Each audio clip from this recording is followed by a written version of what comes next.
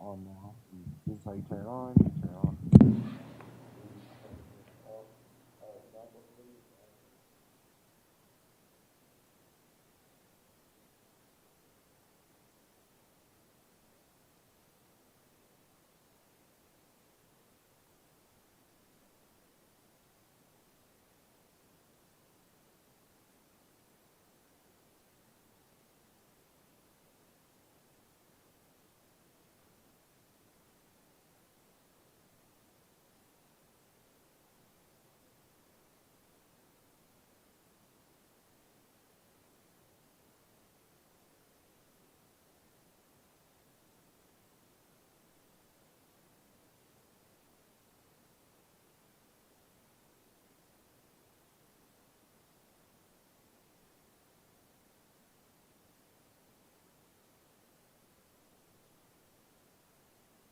Hello, this is your host, Martha. I'm going to pass you the ball now so you can practice your presentation.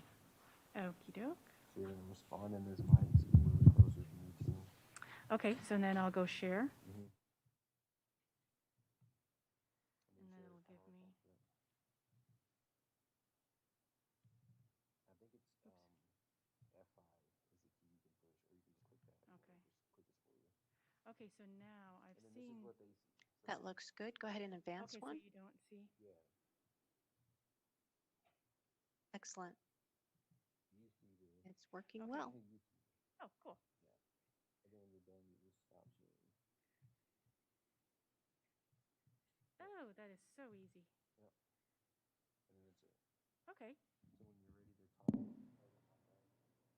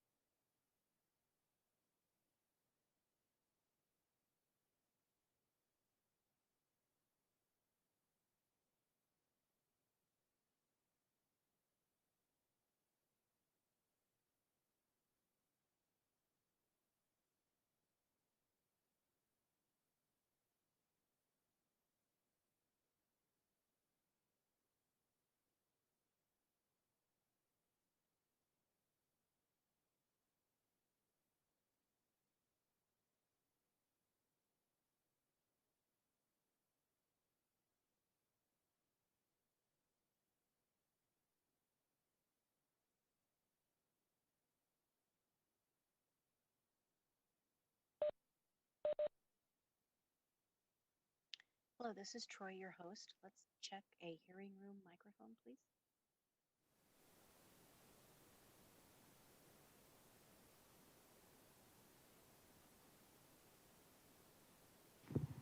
Troy, this is Chris in the hearing room. Thank you, Kristen. That sounds good.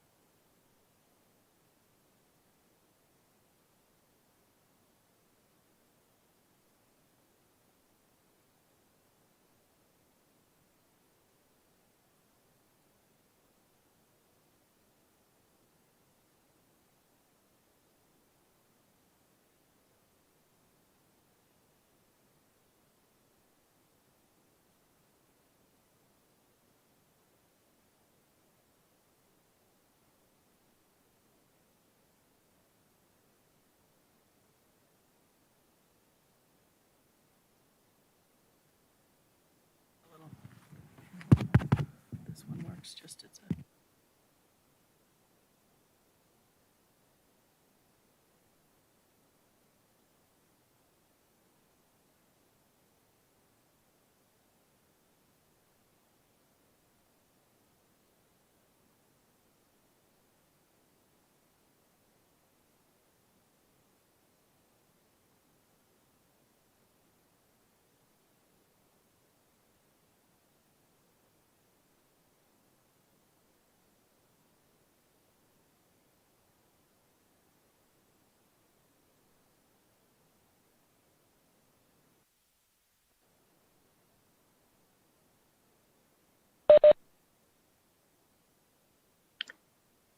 Commissioners, this is Troy Dunning, your virtual host. We are live and recording.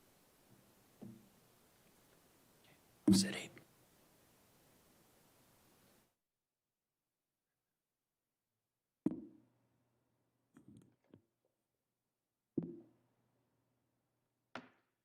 Afternoon. Call the Board of County Commissioners Land Use and Public Hearing Meeting for Tuesday, December 15th, 2020 to order. Please stand and join us in the pledge.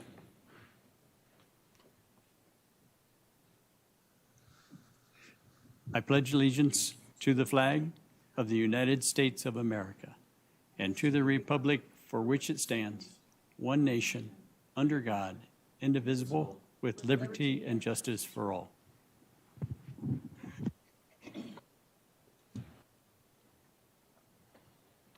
Thank you, everyone. We do have a quorum. All three commissioners are present in the room for the hearing, and we also are online. Mr. Ingles, we have certification of our agenda today. Yes, thank you, Mr. Chair. We do. Item A was properly noticed for a prior meeting and continued from November 17th, 2020 until today. Item B was also properly noticed for a prior meeting and most recently continued from December 8th, 2020 until today. Items 2C, D, E, F, G, and H all required published notice, which was accomplished on December 10th, 2020. With that, you have proper notice and jurisdiction on all items on your agenda.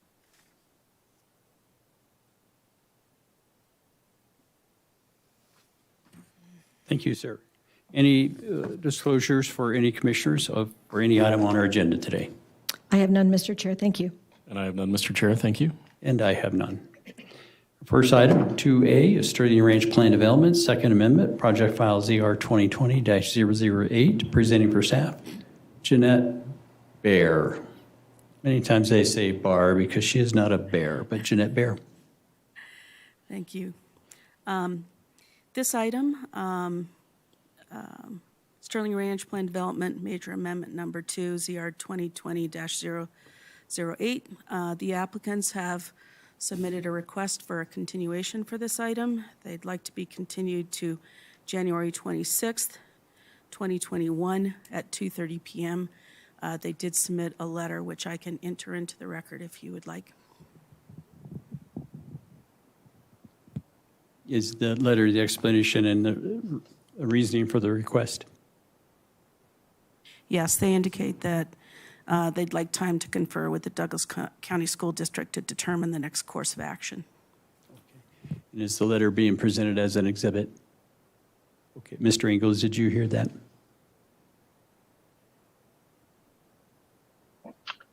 I heard the question. Yes, sir. I think that's up to the board if you accept that or need to accept that as an exhibit. Jeanette can certainly offer it.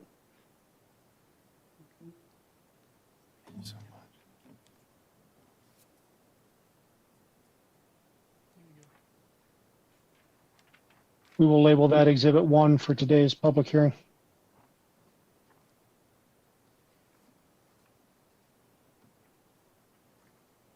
The board is taking time to review the letter.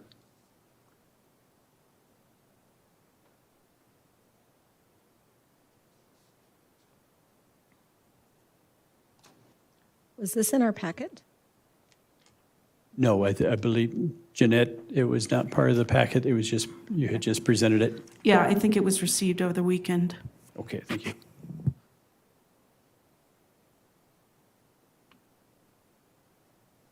Is it desire of the board to accept the exhibit? Sure. Yes. Very good. So we have an exhibit and a reasoning for the request, and what is the desire of the board? I'm okay with the continuance. Very good. Entertain a motion. Mr. Chair, I'll make a motion to continue Sterling Ranch Plan Development, Second Amendment, Project File ZR 2020-008 to January 26, 2021 at 2:30 p.m. Second. We have a motion and a second. No further discussion. All in favor state aye. Aye. Aye. The motion passes, and so this item will be continued till January 26th, 2021 at 2:30 p.m. Now moves us to item 2B. This is Sterling Ranch Plan Development, Amendment to Water Appeal, Project File MI 2020-010, presenting for staff, Chief Planner Brett Thomas.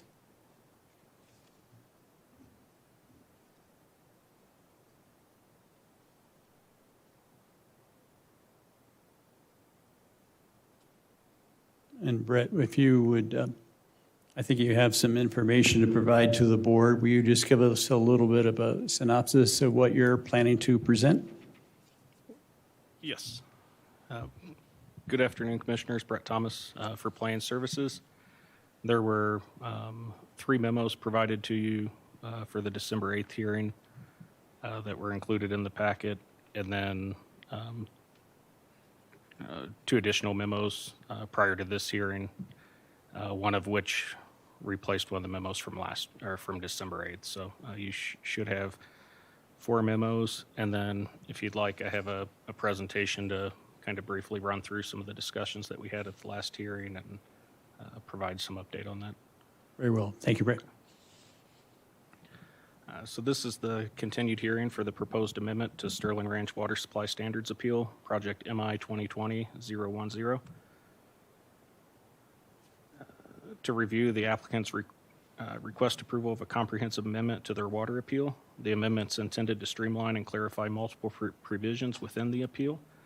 One significant change is to allow the Sterling Ranch Community Authority Board, the CAB, to establish its own demand standards for Sterling Ranch, similar to existing districts as defined in Section 18A. At the hearing, the board discussed various elements of the proposal. The slide summarizes the board's primary questions and concerns. First, what does the existing water appeal require in order to adjust water demand standards? Second, what is the board's recourse if the new water demand standards are too low based on actual water use?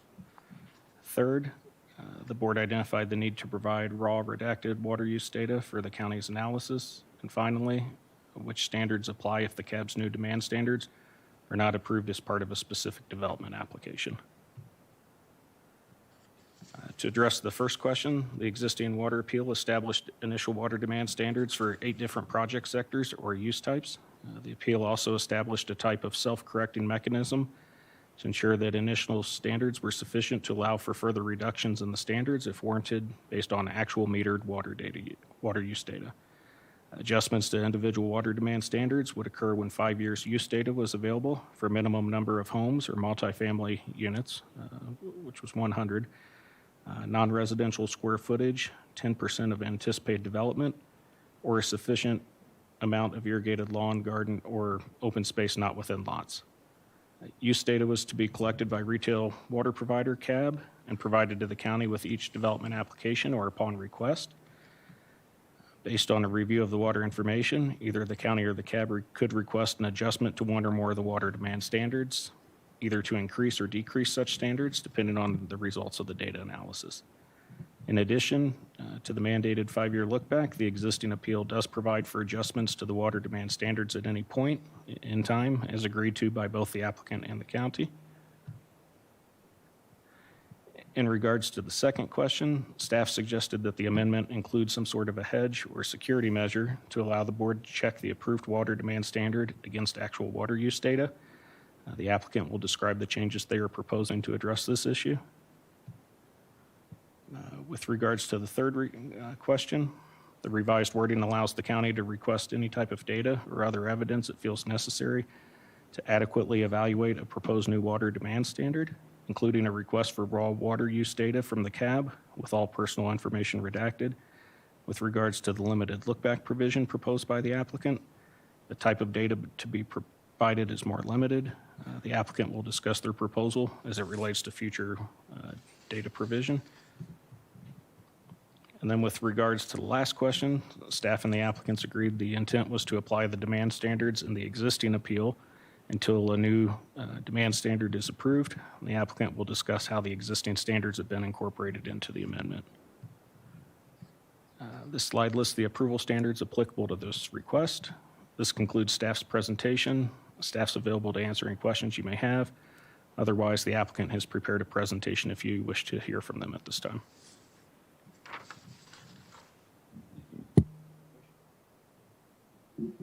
Thank you, Dan. Questions for staff at this time? I don't have any questions. And neither do I. Thank you.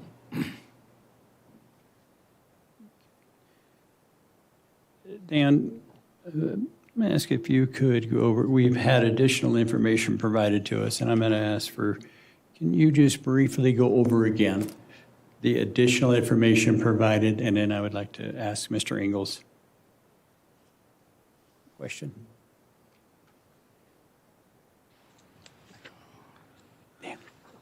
So there's. Brett, a- I'm sorry, I think I called you Dan. Oh. I apologize. Brett Thomas? That's okay. One of the items that was provided is dated December 4th, and it was a memorandum for staff's report supplement, which is essentially a memo similar to the response I just provided for question 1 in regards to the existing kind of look-back period. One of the memos that was provided dated December 11th was the applicant revisions. This replaces the memo that was also applicant revisions that was dated December 4th, and that includes the red lines from the applicant since the November, I believe, 10th board hearing. It has a red line version to show the changes that were proposed since the initial hearing, as well as a clean version. There is another memo dated December 11th, which is public correspondence, which was correspondence received from Thunderbird Water and Sanitation District.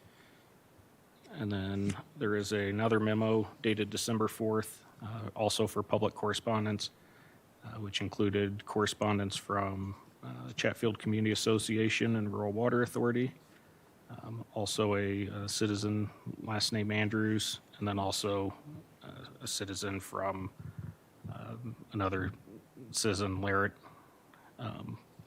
And the, should be noted, the public testimony was closed on November 10th, and should the board reopen public testimony, the attached correspondence would be considered for the public correspondence memos. Thank you, sir. And Mr. Ingles, as was stated, we had closed public testimony on the original hearing. I would like to hear your take on what we have presented and what are the options for the board. Can you hear me, Mr. Chair? My computer screen has frozen up, although I've been able to hear everything that's been discussed. Yes, we can hear you very well. Okay, great. So you are correct that at a previous hearing, the board did close public testimony and close the record at that point. However, the board had a number of questions that it asked and concerns that it had. In response to those questions and concerns, you've been tendered the 4 different documents identified by Brett today already in the packet, and so we don't need to relabel those as exhibits for today's public hearing. It's also my understanding that the applicant has brought an additional water study that they want to submit for the record. So the initial question for the board is the board willing to reopen the record, the public testimony and record, to receive additional information? And if so, you can proceed with all the new information that's been provided and that will be provided today. It becomes a little more interesting if the board elects not to reopen the record and accept those documents. So the first question to the board is, are you reopening the record for the new information that's being offered? As chair, I certainly believe the additional information would be wise for us to open up public testimony again. I would ask my fellow commissioners and what their direction would be. I'm okay with accepting more information and reopening public comment. As am I. So, Mr. Ingles, I think you have all 3 of us are in preference to open public testimony. Okay, you can proceed with what's been presented and whatever staff has to offer, followed by the applicant. Thank you, sir. And as staff, any additional information to provide at this time? At this time, no. And no additional questions for staff at this time? I have none. Very well. And I'll ask for the applicant to present, since we have additional information provided. And Mr. Smethels, if you state your name, spell your last name, and your address for the record, please. Absolutely. Can y'all hear me all right? Yes. And due to the ongoing circumstances, we have some people who are joining remotely, so we'll be kind of transitioning. So please bear with us as we do that. My last name is Smethills, Smethills. My work address is 8155 Piney River Avenue, Suite 200, Littleton, Colorado 80125. This presentation is supplemental information that we believe addresses some of the questions that were asked at the last hearing on behalf of the board and have been developed in conjunction with the CAB and Dominion. I believe you all know who I am, but I am president of Sterling Ranch Development Company and oversee most of the project. I will be going through the agenda for our presentation today. I will be highlighting the fact that this water appeal amendment is truly about process. So we are changing the process by which water demand standards can be amended in the future while not actually asking for a new water demand standard from the board today. In addition, I will be turning it over to Brian Connolly on behalf of the applicant who worked on this application, as well as then moving into ancillary information from the CAB and Dominion Water and Sanitation District, more around why is this appeal important. Again, not asking for an updated water demand today. What is the purpose of this presentation today? Truly, it is about process. A new water demand standard is not being approved today by this board, nor is it being requested. In fact, the old 2013 water demand standards were inserted into the 2020 water appeal until such time as a new demand standard is approved by this board. The 2020 water appeal creates a process to revise those demand standards in a future land use hearing. The actual water demand standards are not being considered today, and any water information presented today is truly for illustrative or demonstrative purposes only and is not being considered for a new water demand standard. And then a few highlights that I know Denise and Mary Kay will touch on later on in this presentation. Sterling Ranch has and will continue to have a sufficient water system in terms of quantity, quality, and dependability. A few highlighted points to that standard, or to that point, is that, again, a new water demand standard is not being requested of this board today. However, there is already more than sufficient water rights for the build-out of Sterling Ranch. As Mary Kay alluded to in her presentation last time, there are 6,800 acre-feet of water rights owned or controlled by Dominion. The 2013 water appeal for build-out demand for residential use would be 4,820 acre-feet at 0.4 acre-feet for 12,050 units. There's an existing deliverable water supply of 1,140 acre-feet that this board has approved in previous land use applications. And that water supply is not anticipated to be used by Sterling Ranch residents until 2030. Anticipated build-out demand based on actual consumption data is more nominally going to be 2,600 acre-feet based on analysis performed by the CAB. And then the exhibit that I entered into the record is Castle Rock's 2015 Water Demand Efficiency Master Plan. And this information was contained within it that I thought was important as ancillary information for this board. In 2010 to 2014, Castle Rock used 6,526 acre-feet total in its entire water demand, of which 4,821 acre-feet was used for residential purposes. Castle Rock, the town, has 56,000 people, approximately 20,000 households or residential units, and that is approximately double the size of the Sterling Ranch PD at full build-out. So I wanted to give that as a way for the board to compare Dominion and CAB system versus another municipality existing in Douglas County. And with that, I will turn it over to Brian Connolly, who will go through the other amendments that were made in between the last hearing and this hearing. Great. Good afternoon, Commissioners. Can you hear me? Yes, we can, Ms. Connolly. Thank you. You're welcome. This is Brian Connolly, Connolly, with the law firm of Otten, Johnson, Robinson, Neff, and Raganetti. Our business address is 950 17th Street, Suite 1600 in Denver. Thank you for taking the time to have another conversation with us about this water appeal. My role in this presentation is going to be going through some of the red line changes that we made to the water appeal. And the reason that we prepared some red line changes was that, we want to communicate to you that we heard you. We had heard the conversation that we had in November, and we heard some of the concerns that you had. And so we went back and looked at the draft of the water appeal to see how we could accommodate some of the issues that we discussed back in November.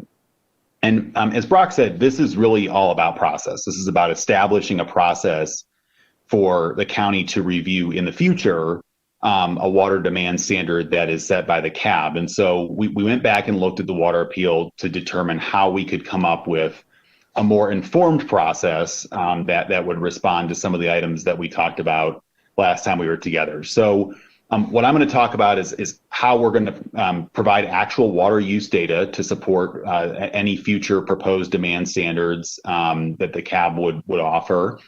I'll talk about how we're going to report water use data to honor the commitment that we made in the 2013 water appeal relating to relying on data before any demand standards are changed. We have made red line changes that confirm the ongoing applicability of the existing demand standards until new water demand standards are approved by you all at a future land use hearing. And then also talk about how we've created a process for adjusting those water demand standards in the future. So next slide, please.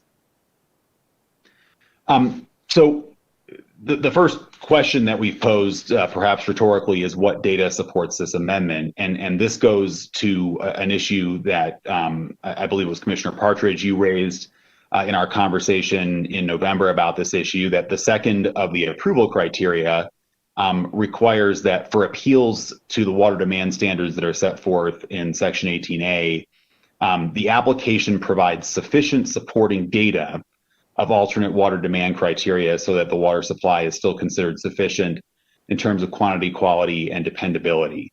And so what we heard was a concern that there may not be enough data when a water demand standard is eventually presented to the board. And so I'll go through our response. Next slide. So what we did is we went back to the water appeal, and particularly looking at sections 2.3 and 3.3 of the water appeal, those sections are the ones that require the submittal of a resolution of the CAB establishing water demand standards for a given development application. And so what we did was we added some language to those sections to make clear that actual water use data would be submitted upon request to the county. And so what those say is that along with providing that resolution establishing water demand standards, that we would provide evidence supporting such standards as necessary to evaluate a development application, which evidence will include actual water use data from occupied land uses within the property or outside of the property if requested by the county. And I'll just point out that the only reason that we added occupied land uses outside the property is if there, for example, were a new land use that was not yet up and running within the property, and we needed that data from outside the property to support a given demand standard for a land use that had not yet been introduced in Sterling Ranch. So here what we've done is established, again, sort of a robust process to make sure that there's sufficient data that would support a request for a new water demand standard in the future. So we think we've been responsive to the second of the approval criteria, which requires that these decisions be made based on data. Again, we're asking you to approve a process today, not an actual demand standard, but the process would require the submittal of actual water use data. Next slide, please.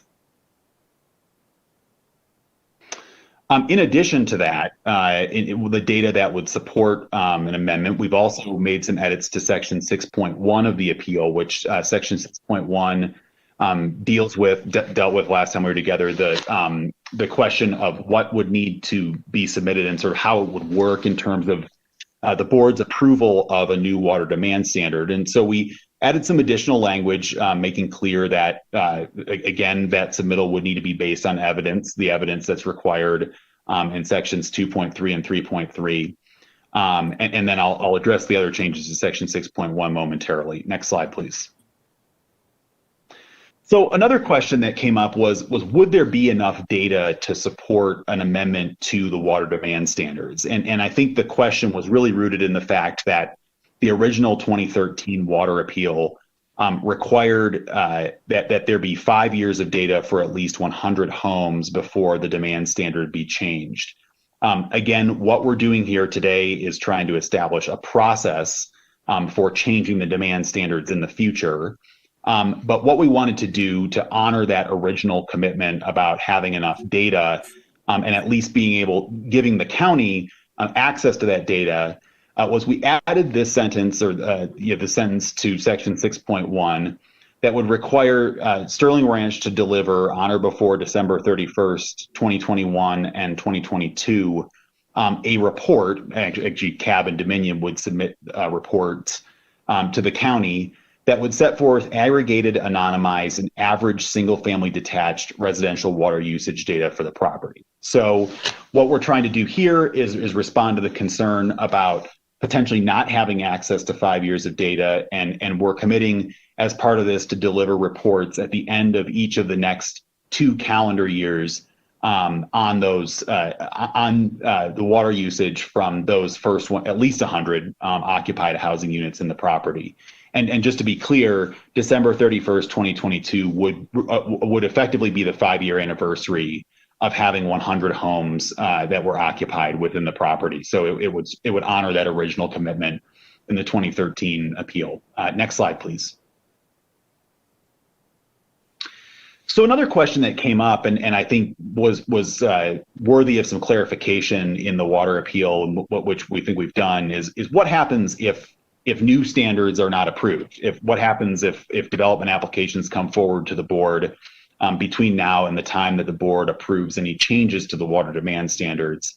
What would apply? And we were operating under the assumption that the current demand standards that are in the 2013 appeal would apply.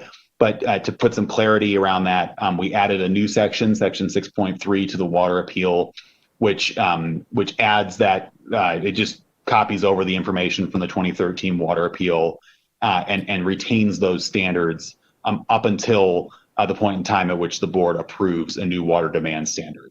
Next slide. And finally, a question that came up, and I think it's a good question, is what happens if there isn't enough water? What if the board approves a new water demand standard and we don't have enough water ultimately, and that demand standard was approved in error? We didn't really make any substantive changes to section 6.2, but I do want to draw your attention to section 6.2, which dealt with exactly that problem. Is what happens if there's a material change, either in the applicable demand standard from the CAB or in the adequacy of the water supply. And so, assuming the board approves a water demand standard and that water demand standard proves to be inaccurate or inadequate in terms of ensuring a water supply that's sufficient in terms of quantity, quality, and reliability, then the board would have the purview under section 6.2 to undertake review of the demand standard in light of any changes in the water supply. We don't predict that will be a circumstance that will ever have to happen. And Mary Kay will talk about that a little bit later in the presentation. But we wanted to be clear that a process is included in the water appeal in the event that there is not enough water or if water demand standards are approved in error at some point in the future. Next slide. So just turning back to the approval standards, as you know, the approval standards are what govern your decision on this amendment today. And just as a reminder, it's our position that the third of the approval criteria does not apply to this application. The second is the one that we focused on last time and what we were hoping we've responded to this time about having sufficient supporting data. We have included additional language in the water appeal to ensure that there will be sufficient supporting data as part of your consideration of water demand standards in the future.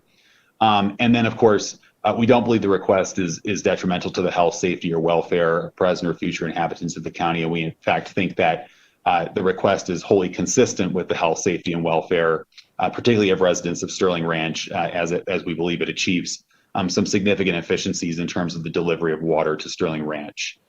So again, this is really all about process. We're not asking you to approve a demand standard today. We're simply trying to set out a robust process for you to consider demand standards in the future. And we believe that with our edits to the water appeal, we have accomplished that, and we look forward to answering your questions and having more conversation about that.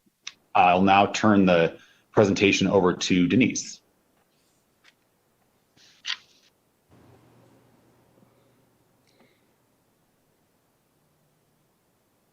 Thank you, Brian, and good afternoon, Commissioners. Thank you for hearing our appeal today.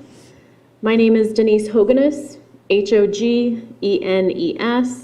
I'm the General Manager for Sterling Ranch Cab. The business address is 9350 Roxboro Park Road, Littleton, Colorado, 80125. This afternoon, I wanted to share with you why this appeal matters to Sterling Ranch citizens. In order to do so, let's first take a look at how Sterling Ranch Cab has approached water and fee setting in the past. Each year, Sterling Ranch and Dominion Water and Sanitation District conduct a rate and fee study using a third-party independent water engineer. The chart on the screen shows the step-by-step process that the water engineers go through to determine the rates and fees for the cab water users. You'll note the first step, as indicated in the orange graphic, is to analyze policy and regulations affecting the water providers. Some of the policies reviewed include internal cab regulations and policies of local municipalities like Douglas County.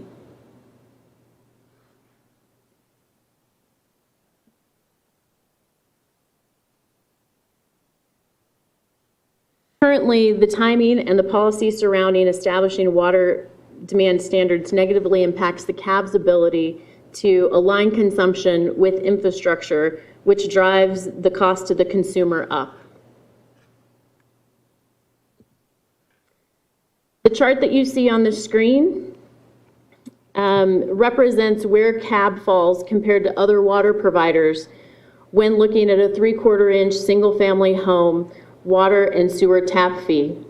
Sterling Ranch is the red bar, the third from the left, and you can see that we have had to set our fees higher than most competitors.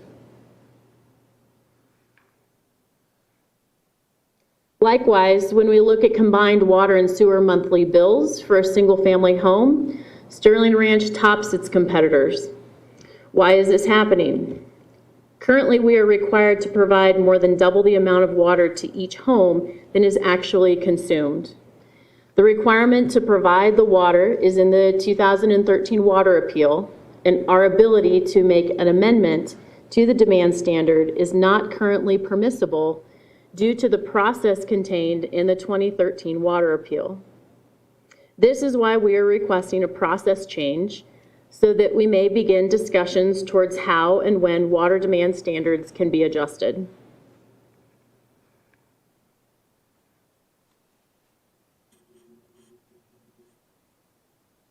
Policy and regulations affecting Sterling Ranch citizens, there are two. The method and timing required to change water demand standard, which is what we are discussing today. The second is the water demand standard itself, but we are not talking about that this evening. There are certain policy changes that would help Sterling Ranch citizens. First, as Brian described in our proposed amendment, we'd like to reduce or eliminate arbitrary timeframes between actual use data and updates to the water demand standard. Second, we're requesting of the board to allow the cab board to take a more active role in setting the water demand standard. I'd also like to point out that the current policy of the 2013 water appeal is detrimental to the health, safety, and welfare of the present and future inhabitants of Sterling Ranch. This is due to the high rates that we must set in order to account for achieving and meeting the water demand standard that is not being consumed. And last but not least, it would be helpful to the citizens of Sterling Ranch to reduce or eliminate the minimum data requirements and allow us to augment that with more frequent updates to data.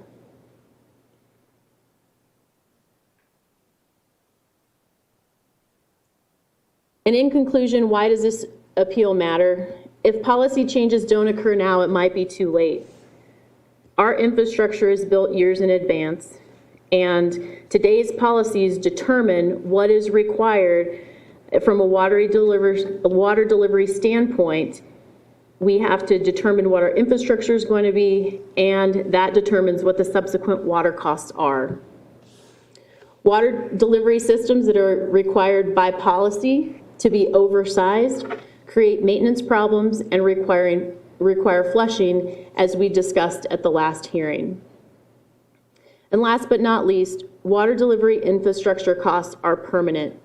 Once we put the infrastructure in the ground, we cannot take it back out, regardless of what that demand from our consumers is. I want to leave you in conclusion with some facts about Sterling Ranch. In 2017, the first home sold to a homeowner in Sterling Ranch. Now in late 2020, we have more than 800 homes closed. With such a rapidly growing community, we plead with you, commissioners, to allow process changes that align with the swift pace that the community is growing, and recognize and reward the homeowners' efforts to conserve water that have previously been demonstrated. Last, I'd like to introduce to you, she is online with us today, Heather Calmy. She is the CAB Architectural and Community Standards Director. She is going to talk with you a little bit about the efforts that we have put forward to help homeowners be good stewards of the water, and what efforts she herself makes as a homeowner. So Heather's both on staff and she's a homeowner in Sterling Ranch. So Heather. Hi, good afternoon, commissioners. Can everybody hear me? Yes, we can. Great. My name is Heather Calmy. Last name is spelled C-A-L-M-E. My business address is 8220 Piney River Avenue, Littleton, Colorado, 80125. As Denise mentioned, I am the Architectural and Community Standards Director at Sterling Ranch, and I lead the CAB's water demand management efforts with our residents. We are dedicated to educating builders, homeowners, and landscape professionals about Sterling Ranch outdoor water policies and best practices for water conservation. We offer a monthly landscape class that explains the water demand initiatives.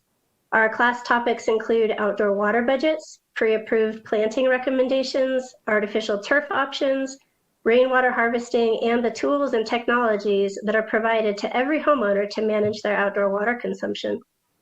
That technology includes a smart irrigation controller for setting your water schedules and providing access to daily outdoor water meter reads, empowering homeowners to make smart decisions about their water usage.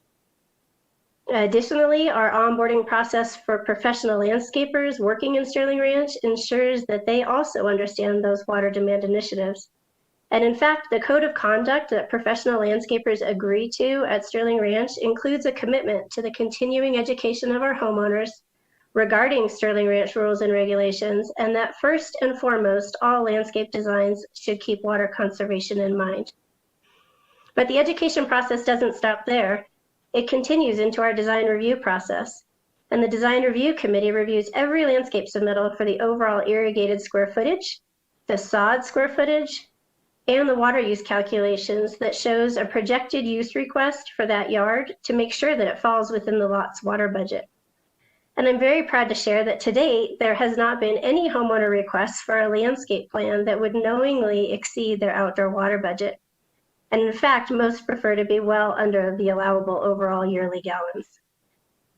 And not only do I implement Sterling Ranch water initiatives at a professional level, but as Denise said, I'm also a Sterling Ranch homeowner on one of the largest lots in Providence Village. And I've lived by these policies from my own yard for 3 years now, and I know that they work.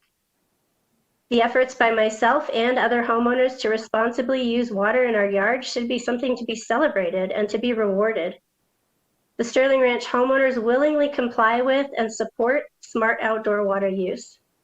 It would be extremely disappointing if our efforts to be a leading community for responsible and conservative water use result in the CAB not being allowed to proceed with a new process and a better time frame to determine what is best for the residents. Thank you. And I'm happy now to introduce you, next slide please, to our wholesale water provider, Mary Kay Pravosnik, General Manager of Dominion and Sanitation District.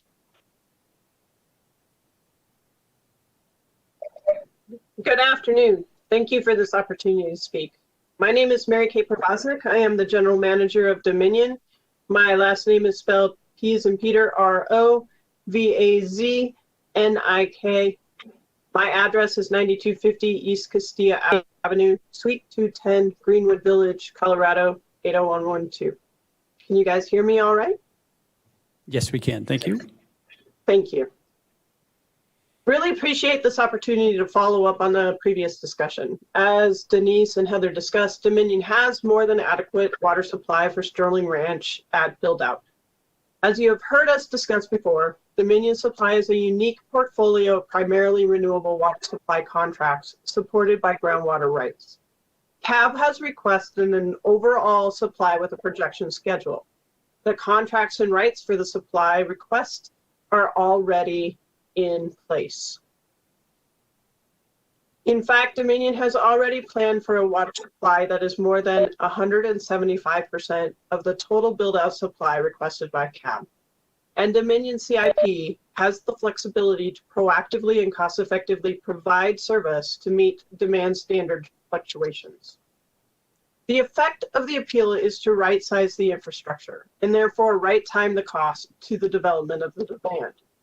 CAB is currently at less than 11% of their already committed supply today.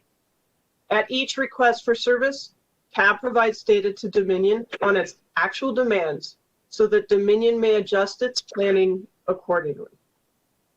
CAB's rates and fees are based on these projections, Dominion's actual cost to provide service, and service commitments.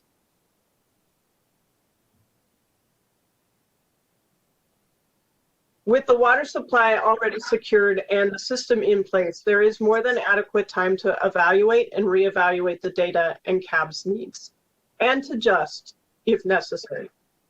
As it is, it will take 5 to 7 years for CAB to grow into the already committed supply, even if no additional commitments were made by Dominion. Meanwhile, Dominion continues to plan and reserve and develop for the future projections and filing requests. Therefore, if necessary, there is more than adequate time for both Dominion and CAB to right-size the supply and system to the actual needs and uses without incurring unnecessary costs. I'd also like to take this opportunity, as I understand there were some comments and concerns, to reaffirm Dominion's commitment to Chatfield Valley Framework. The 2013 appeal is a Sterling Ranch LLC responsibility, and therefore the Chatfield Valley Framework is being removed in text from the 2020 water appeal. However, the Chatfield Valley Framework is a Dominion-adopted policy that Dominion will continue to recognize, honor, and carry out. Dominion has adequate water supply now to provide for the Chatfield Valley Framework commitments. Dominion has made the water available at each tranche. To date, 114.5 acre-feet per year supply has been offered. At this time, Thunderbird is the only qualified water provider under the Chatfield Valley Framework, but others are welcome to join. A final tranche of 60.5 acre-feet per year supply is anticipated to be offered in 2021. The process was started in 2020, but suspended due to the uncertainty of 2020 to give the participants time. Within that tranche, Thunderbird has first priority to the first 44.5 acre-feet per year, and qualified water providers do not have to wait for the final tranche to work with Dominion for service. Those who were identified as potential Chatfield Framework customers are also recognized and given priority in the new customer guidelines adopted by Dominion Board for potential service above or in lieu of the Chatfield Valley Framework. Dominion recognizes and appreciates that Thunderbird has supported Dominion and Sterling Ranch in this important development of regional water supply and system. Thank you again for your time. At this time, I'd like to invite Brock to wrap up our presentation.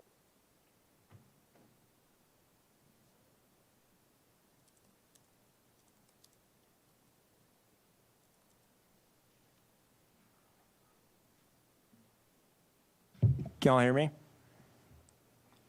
Yes. Great. I apologize. I was told that I was going in and out on that podium, so I was requested to use this. So in summary, today's meeting is truly all about process. The concluding points are a new water demand standard is not being approved today. The 2020 water appeal creates a new process to revise water demand standards in future land use applications. And any water information being presented today by Dominion or CAB are really for illustrative or demonstrative purposes as to why this appeal is important. With that, I'd like to thank you for your time and be willing to respond to any questions you may have. Thank you. Thank you, Mr. Smethels, and to your entire team. Appreciate it. As for any particular questions for the Sterling Ranch team at this time?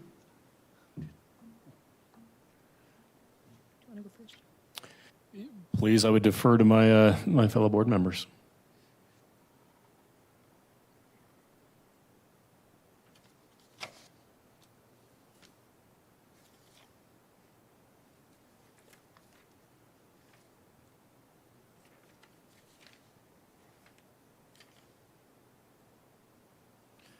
Perhaps while we're shuffling through documents, unless my colleagues are ready, we did receive some additional correspondence from Thunderbird. I'm wondering if the applicant or the applicant's representatives wanted to comment on that correspondence and provide any additional response.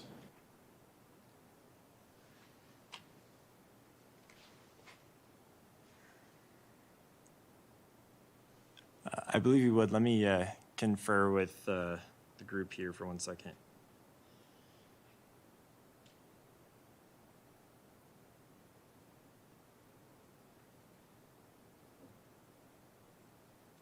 And that's a letter dated December 10th, 2020. Thunderbird Water and Sand, Larry Morris.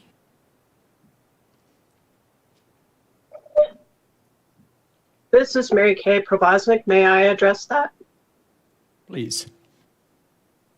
As I said in the presentation, I believe that the concern was that the commitment made by Dominion and others would not be followed through. And as I said, Dominion has already adopted the Chatfield Valley framework and intends on following through on those commitments as it has through the years. We are planning on making the final tranche of the supply available in 2021, which would be all of the commitment. We have more water than that commitment is required at this time and are looking forward to working with the potential new users in the area. That's helpful, Ms. Provoznik. Thank you. I'm going to go along with that question. I have a question regarding that line. So so far at this date, the offers have been made for additional water supplies at the Chatfield Valley area. But as I understand, no water has been secured from any other provider to request from. Dominion, correct? That is correct. Thunderbird did apply to be a recognized water provider, which we do, and they were willing to waive their use of that water at the time, which worked for both entities. And so we recognize that in this next tranche that we will make that available, that amount available to Thunderbird at that time. But no, none of it has been secured by those users. And in the original appeal, as I understand, there is no date set, and correct me if I'm wrong, as to when that offer of water would end. Is that correct? We were to make 10% of the water supply available when it was available, and it is available now, so we're making it available. We can't hold it in perpetuity as it is part of our overall water portfolio. And so if there was no date certain, why could you not hold it in perpetuity? There are costs on an annual basis to hold our water supply. And I understand that, but that was not contemplated at the time of the water appeal? At the time of the water appeal, we were to make water supply available. We will be making the water supply available. It is up to those participants to pay for that water supply. So my point is that it was not either the county demanded a date certain or you as the applicant of the water appeal did not ask for a date certain to when that would end. Is that correct? I would have to look at the appeal language directly. This is Brock. I believe the staff and Dominion worked on a joint process to exercise the Chatfield Valley framework. And to Mary Kay's point, all of that water has been, the 114.5 acre feet have been released out, gone through a process effectively, I believe, Mary Kay, of a 4-month notice process to districts that were identified as eligible under that framework. And the only entity that has met the qualifications that were in that framework were Thunderbird, or is Thunderbird. And I believe what Mary Kay is saying is that the way the appeal worked is once the full, I believe, 150 acre feet had been made available, it was unclear as to what would happen. To Mary Kay's point, generally speaking, districts are not allowed to subsidize one group of ratepayers at the expense of another. And so that was ultimately, I believe, why the adoption of making these available to comply with the framework, and then once it's been made available, if no one takes it, to reserve capacity for a period of time, but not in perpetuity, as that would end up subsidizing external users. Okay. And I'm aware of that, but at that time, it was never contemplated when it would end. And that's my point. I would ask staff, is that the understanding that we would have, and this question may be come up again, but as I understand, it wasn't raised at that time that the offering, the 10% offering, would have a completed date if it was not requested. So what I understand, it was that 10% was an offer. So I would just, maybe staff can review that a little bit, and then I might ask that to our water consultant also, in the water appeal. Thank you.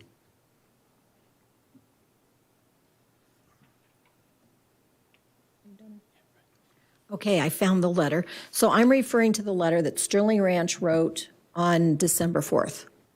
And I want to say that I appreciate the time and effort that everyone has put together in putting on this presentation, because I always study my packets to understand what's going on. And I had no clue when we were here last month that we were only approving a process. I thought we were approving a new demand standard. So this has made it clear to me that all we are doing is approving a process. So the next time, as I understand this now, a project comes before us, the CAB will have provided in there how much water they think they need, and we will approve it at that time. Is that correct? That is correct. Okay. So on this letter from December 4th, on the second page, question 3, if we could just go over this so I understand this. There seem to be several questions around the potential that the repeal of the 2013 water appeal would jeopardize the existing water demand standards in Sterling Ranch. This has been addressed by the addition of section 6.3, which restates the original 2013 water demand standards until such time as the CAB proposes alternative water demand standards and the Board of Commissioners approves the said new water demand standards. So what this is saying is what is in place now will stay in place until the CAB proposes a new water demand standard. I'm assuming that it would be supported with data to do so, and then this board would accept that. Is that what this is saying? That's exactly what this is saying. This is an address to Commissioner Partridge's question about if the 2013 appeal is eliminated, what happens with that chart of uses and water demands. And for sake of clarity, we elected to just verbatim repeat that chart in the 2020 appeal until such time as the CAB proposes and the board approves a new water demand at a subsequent land use application. Okay. So Mr. you are Smetsels, would you mind I'm sorry. I know we've had trouble with the microphone. Maybe scoot it a little closer to you. I think might be challenges for some to hear. Yeah. Long story short, you are correct. To address the concern of what happens to the demand standards in the interim between the current appeal and a new demand standard being adopted, the existing water demands that were in the 2013 appeal have been added into the 2020 water appeal. In order to change those, CAB will have to adopt and submit at a land use application new water demand standards with supporting data for those standards, which the Board of County Commissioners will review, approve, or deny at a subsequent land use application. Okay. Thank you. Now we're going to go to question 4. And if this is over my head and I'm not getting it, I apologize, but I just want to be really clear on this. So thank you for your patience here, Brock. What if the CAB and Dominion are wrong on the amended water demand standards? So I think this might be in response to my question. If I get up to brush my teeth and there's no water coming out when I'm a Sterling Ranch resident, then what? And it goes on to say, it talks about current law and material change, and it even says that the county can and should halt any further land use application approvals. But how does that help me as a Sterling Ranch resident who wants to brush my teeth and there's no water? Ultimately, the water demand standards that are adopted, generally and this gets into Denise's point, and she may want to address this as well. The CAB board is obligated to represent their homeowners to the best of their abilities. Effectively, one of the Metro District number 2 board members will be speaking later, but as the development is converted over from a developer district into a homeowner occupied district, ultimately those board members are elected as an elected official. They are provided the information of actual water use data from the CAB's own data sources to ultimately make those determinations as to what the water demand standards are, and then those are proposed to the Board of County Commissioners for approval. If, for example, those are wrong, I think some externality, I think, would have to occur. And the reason I say that is, as Mary Kay alluded to, their Dominion is generally planning 5 to 7 years out. So obviously, if you have 5 to 7 years to adjust water deliveries based on any fluctuations in demand, that gives you a long period of time to adjust infrastructure. And then ultimately, as Denise outlined in the rate structures, then the rates would have to be increased in order to finance construction of new water delivery infrastructure. I don't foresee a scenario where one day a homeowner wakes up and turns a faucet and there's no water. Okay. And Denise will address that. Well, a couple things, Commissioner Thomas. The CAB board has actually already started, I'll just call it quote unquote practicing.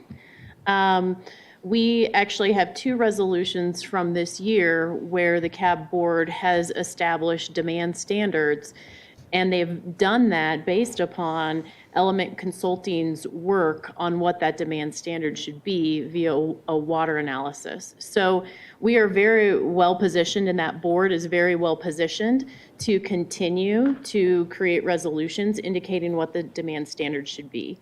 The other thing I'd like to point out is when we talk about demand standards, we're not just talking about the actual use that homeowners have. There's a safety factor placed on top of that so that you don't turn on the faucet and no water comes out because you bathed your dog too long the day before. So between the safety factor and the actual data, the CAB board has been practicing to set its demand standards within this last year. Thank you. And you used the term element. Somebody, is that some consultant? Can you tell me? They are a water consultant that we've been using to look at demand within Sterling Ranch. Some of the numbers that you've received have been analyzed by them. Thank you. And that group worked on the state water plan as an example, but also to Brian Connolly may want to also add on his opinions to this, but if I may ask if Brett would pull up the presentation, the applicant's presentation. Forecasting that there might be some questions along these lines, we put some of the slides from the previous presentation into ours as just supplemental in case we needed a quick reference to them. So I'd like to draw your attention to slides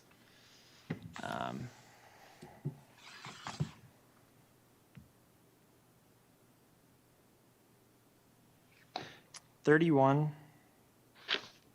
and 32. So in slide 31, it shows the results of some of Element's analysis of water demands in Sterling Ranch, particularly with regards to the effect of COVID, and ultimately used evaluated what the indoor demand would be as if the stay-at-home orders continued for an entire year. Basically using March and April's months worth of data to annualize that over a 12-month period. And what you'll notice that a single-family detached large water standard that was recommended for the time being is 0.252 acre feet per home per year. Now, if I may, go to the next slide, which is slide 33. The document I submitted into the record is Castle Rock's own water efficiency master plan. And the first thing you'll notice is that it summarizes, this is between 2010 and 2014, residential water demands, as well as commercial irrigation and bulk demands.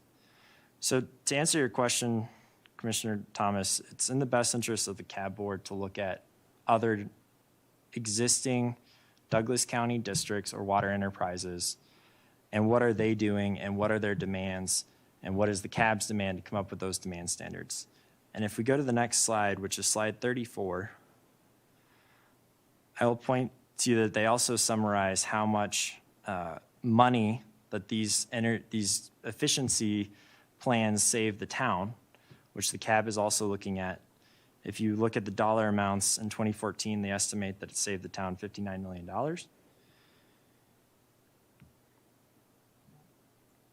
And I might have skipped over one. And then if you go back to slide 33 and talk about demand standards, the total residential demand as reported by Castle Rock and as was submitted to this board was 4,289 acre feet for residential and 5,032 acre feet for multifamily. There are approximately 20,000 households in Castle Rock, which pegs the residential usage per water usage per household for all 56,000 people at 0.24 roughly acre feet per home. Again, if you'll notice the CABs, their demand standard is 0.252.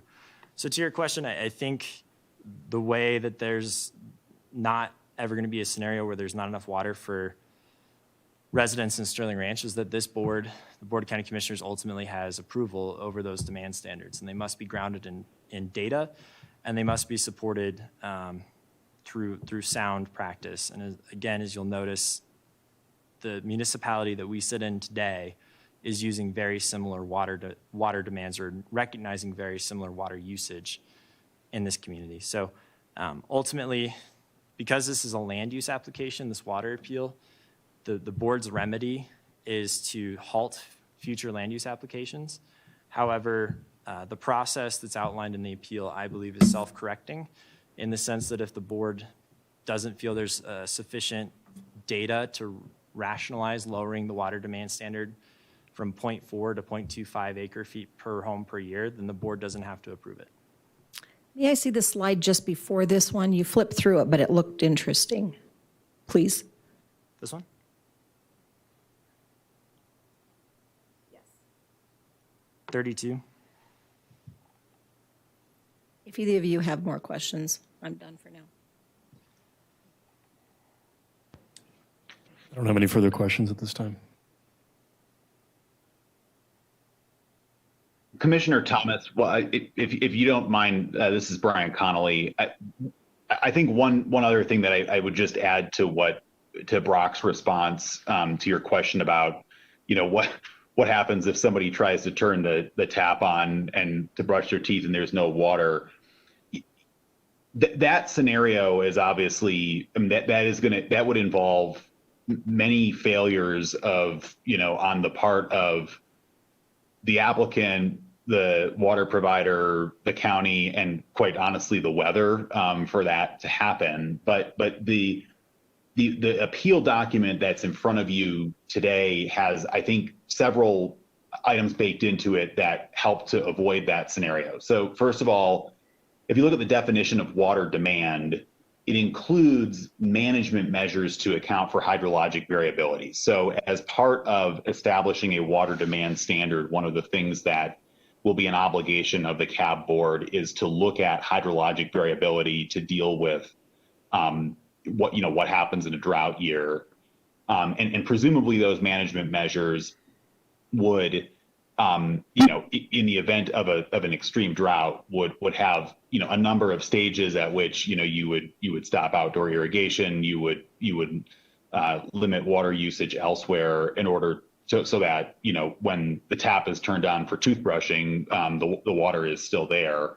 But all of that would be baked into the submittal that is required now by virtue of our edits to sections 2.3 and 3.3 of a resolution establishing water demand standards with supporting evidence. So all of that data you would be entitled to review as part of a future land use application that actually sets a demand standard. And importantly, in section 6.2, which references material changes to water demand standards, it makes very clear that one of the circumstances that would trigger your ability to review those demand standards is a change in the water supply. So if there is a prolonged drought, if there's a change in Dominion's water supply, its water portfolio, if there's a change in what the CAB receives from Dominion, any of that would trigger your ability to review the water demand standards again. So we think we've baked those, security factors as they were into this appeal that would provide certainly some checkpoints well before we get to the point where someone is turning on the tap and not able to brush their teeth. Thank you, Mr. Connolly.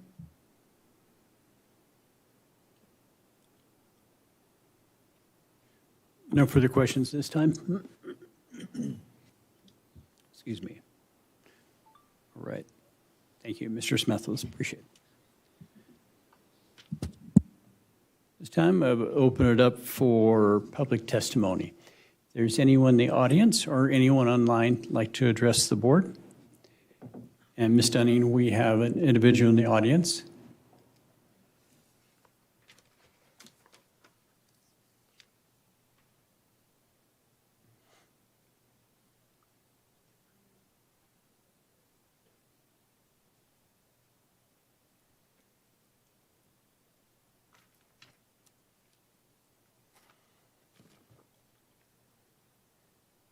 Jan Dixon, 4271 Mustang Circle, DIXON, representing the Chatfield Community Association. We had a presentation that we submitted to the staff earlier.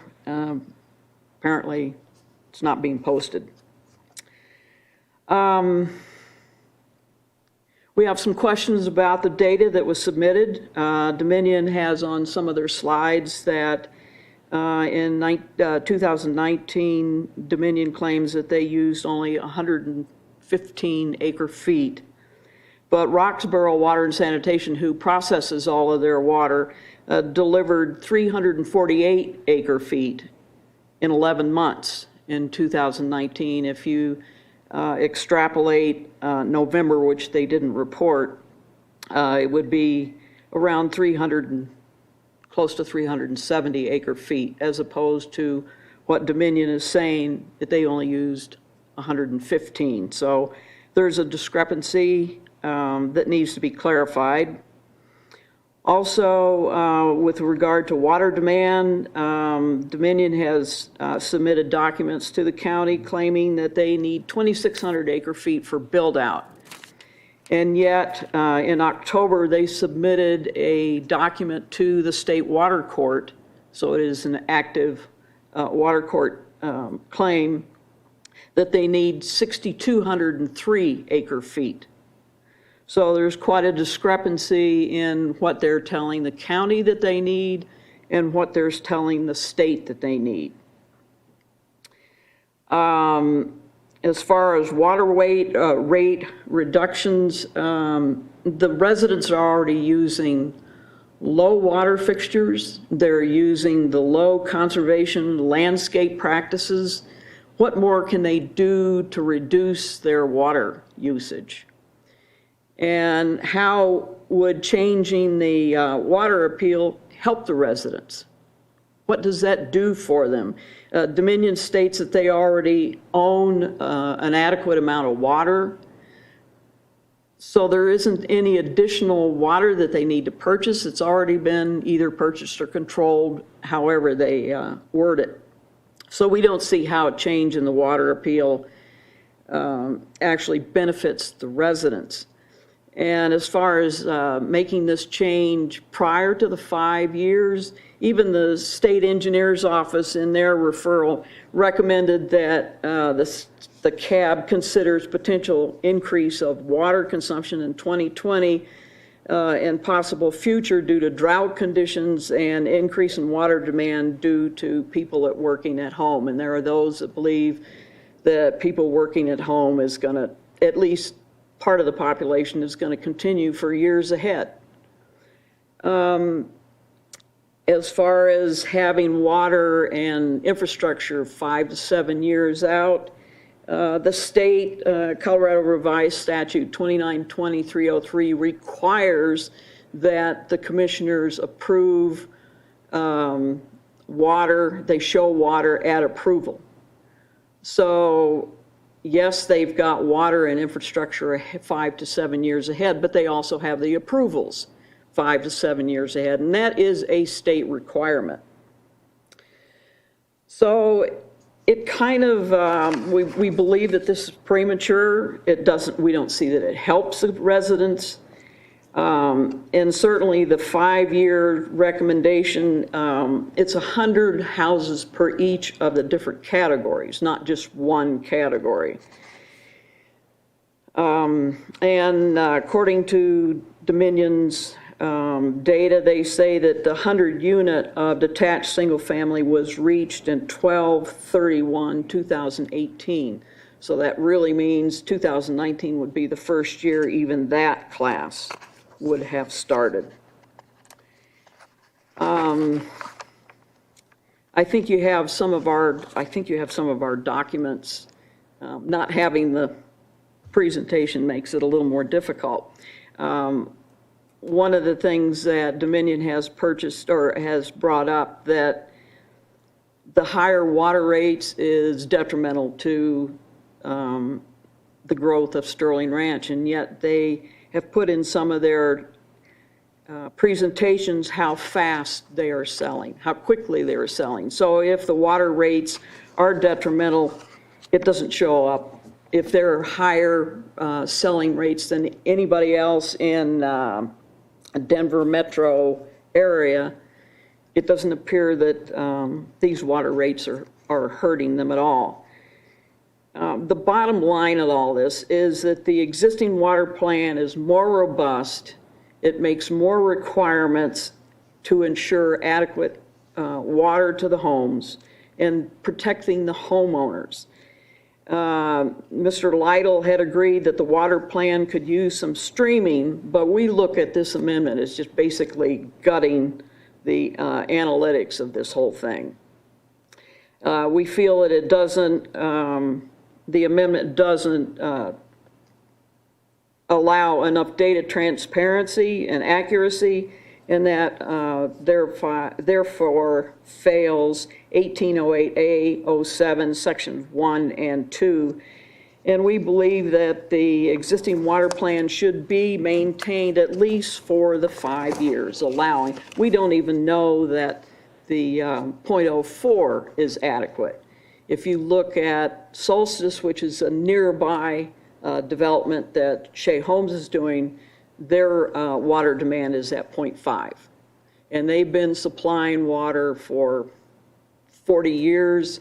They know the story, they know how to do it, and they also have about a 75% additional amount of water compared to what they're actually using.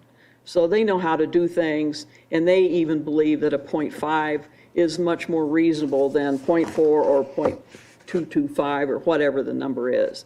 So we would ask that you just leave the water appeal alone, let it run its course in 5 years, make them follow the promises and commitments that they have made in 2013. We see no reason to throw those commitments out, throw the regulations out. We just think they ought to adhere to what they promised to. Thank you. Thank you, Ms. Dixon.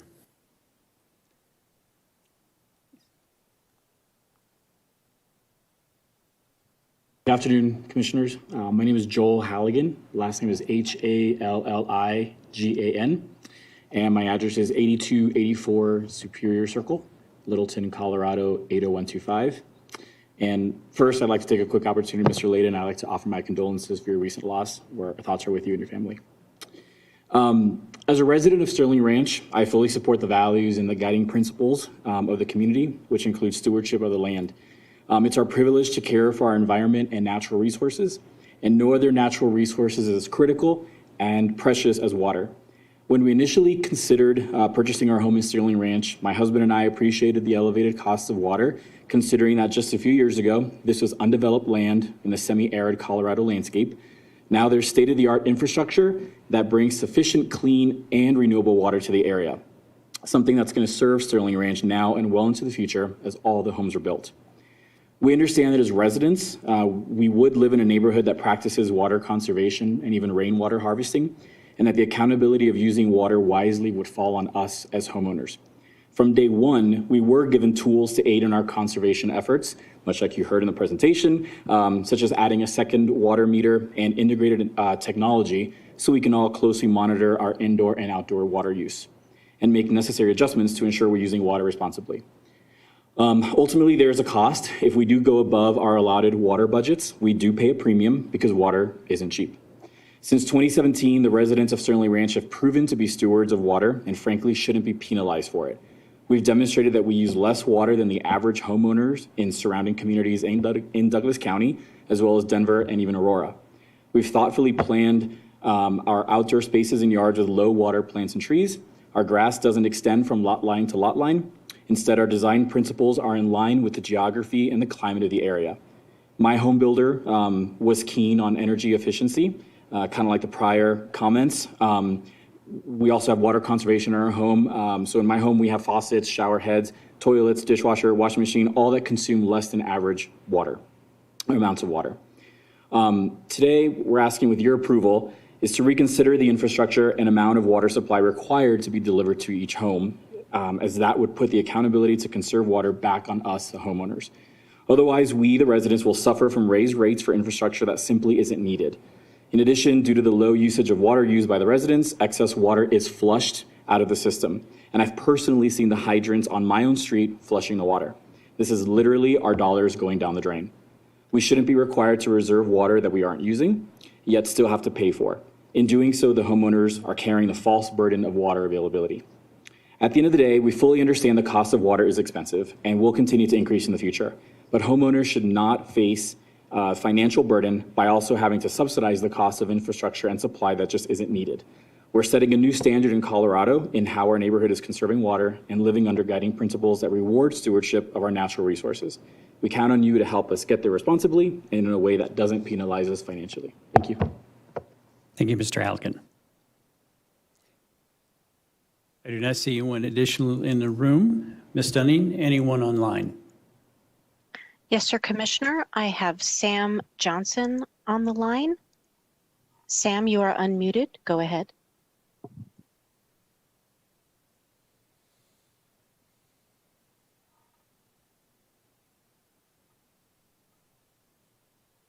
Sam, I have unmuted you. Go ahead.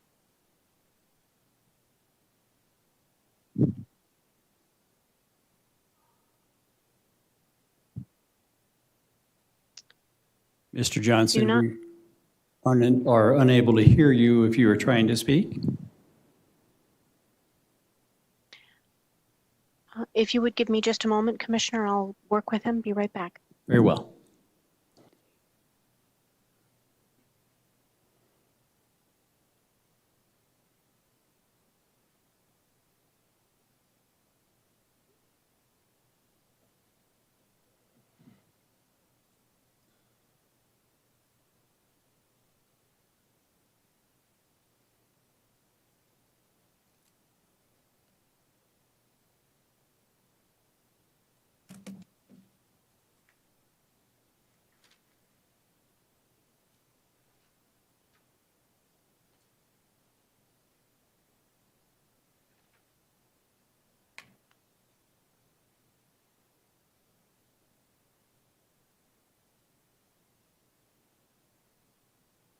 Hello, can you hear me? Yes, we can. And Mr. Johnson, if you would There we go. State your name, spelling of your last name, and your address for the record, please. You bet. My name is Samuel Johnson, Johnsson, and I live at 9311 Middle Fork Street, 80125. Thank you, sir.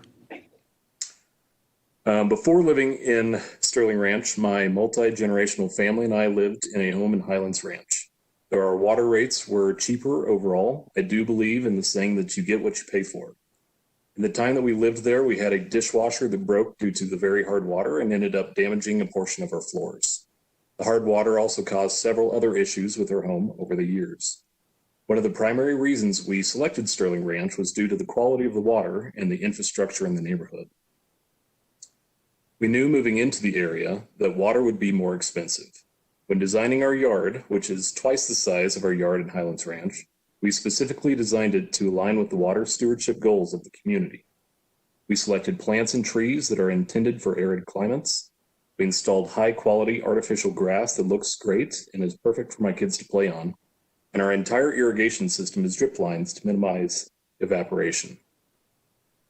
Inside our home, we utilize water-efficient appliances and faucets to minimize our water usage.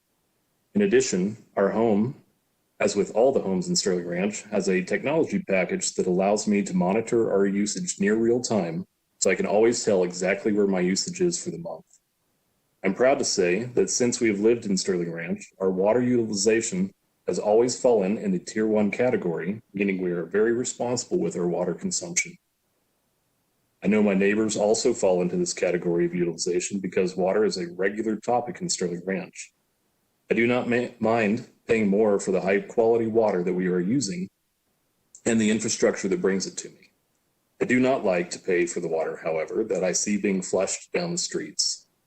Due to the current water demand standards required by Douglas County policy, the neighborhood has again just recently had to flush water from the hydrants in the community to ensure that there is enough flow in the water system.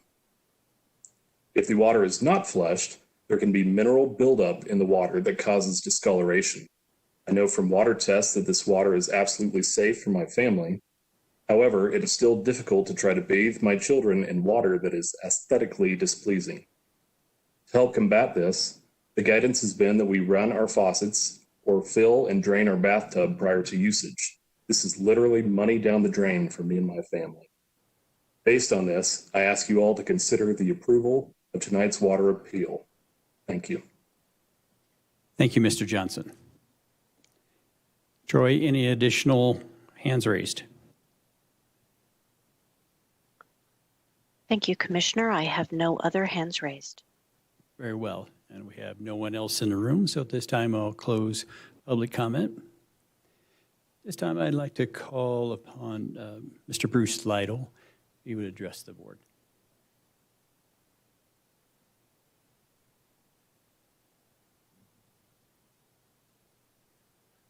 And commissioners, you have individual questions, and if I may, I'll go ahead and ask Mr. Lytle. Mr. Lytle, thank you for joining us as our water consultant. Appreciate you.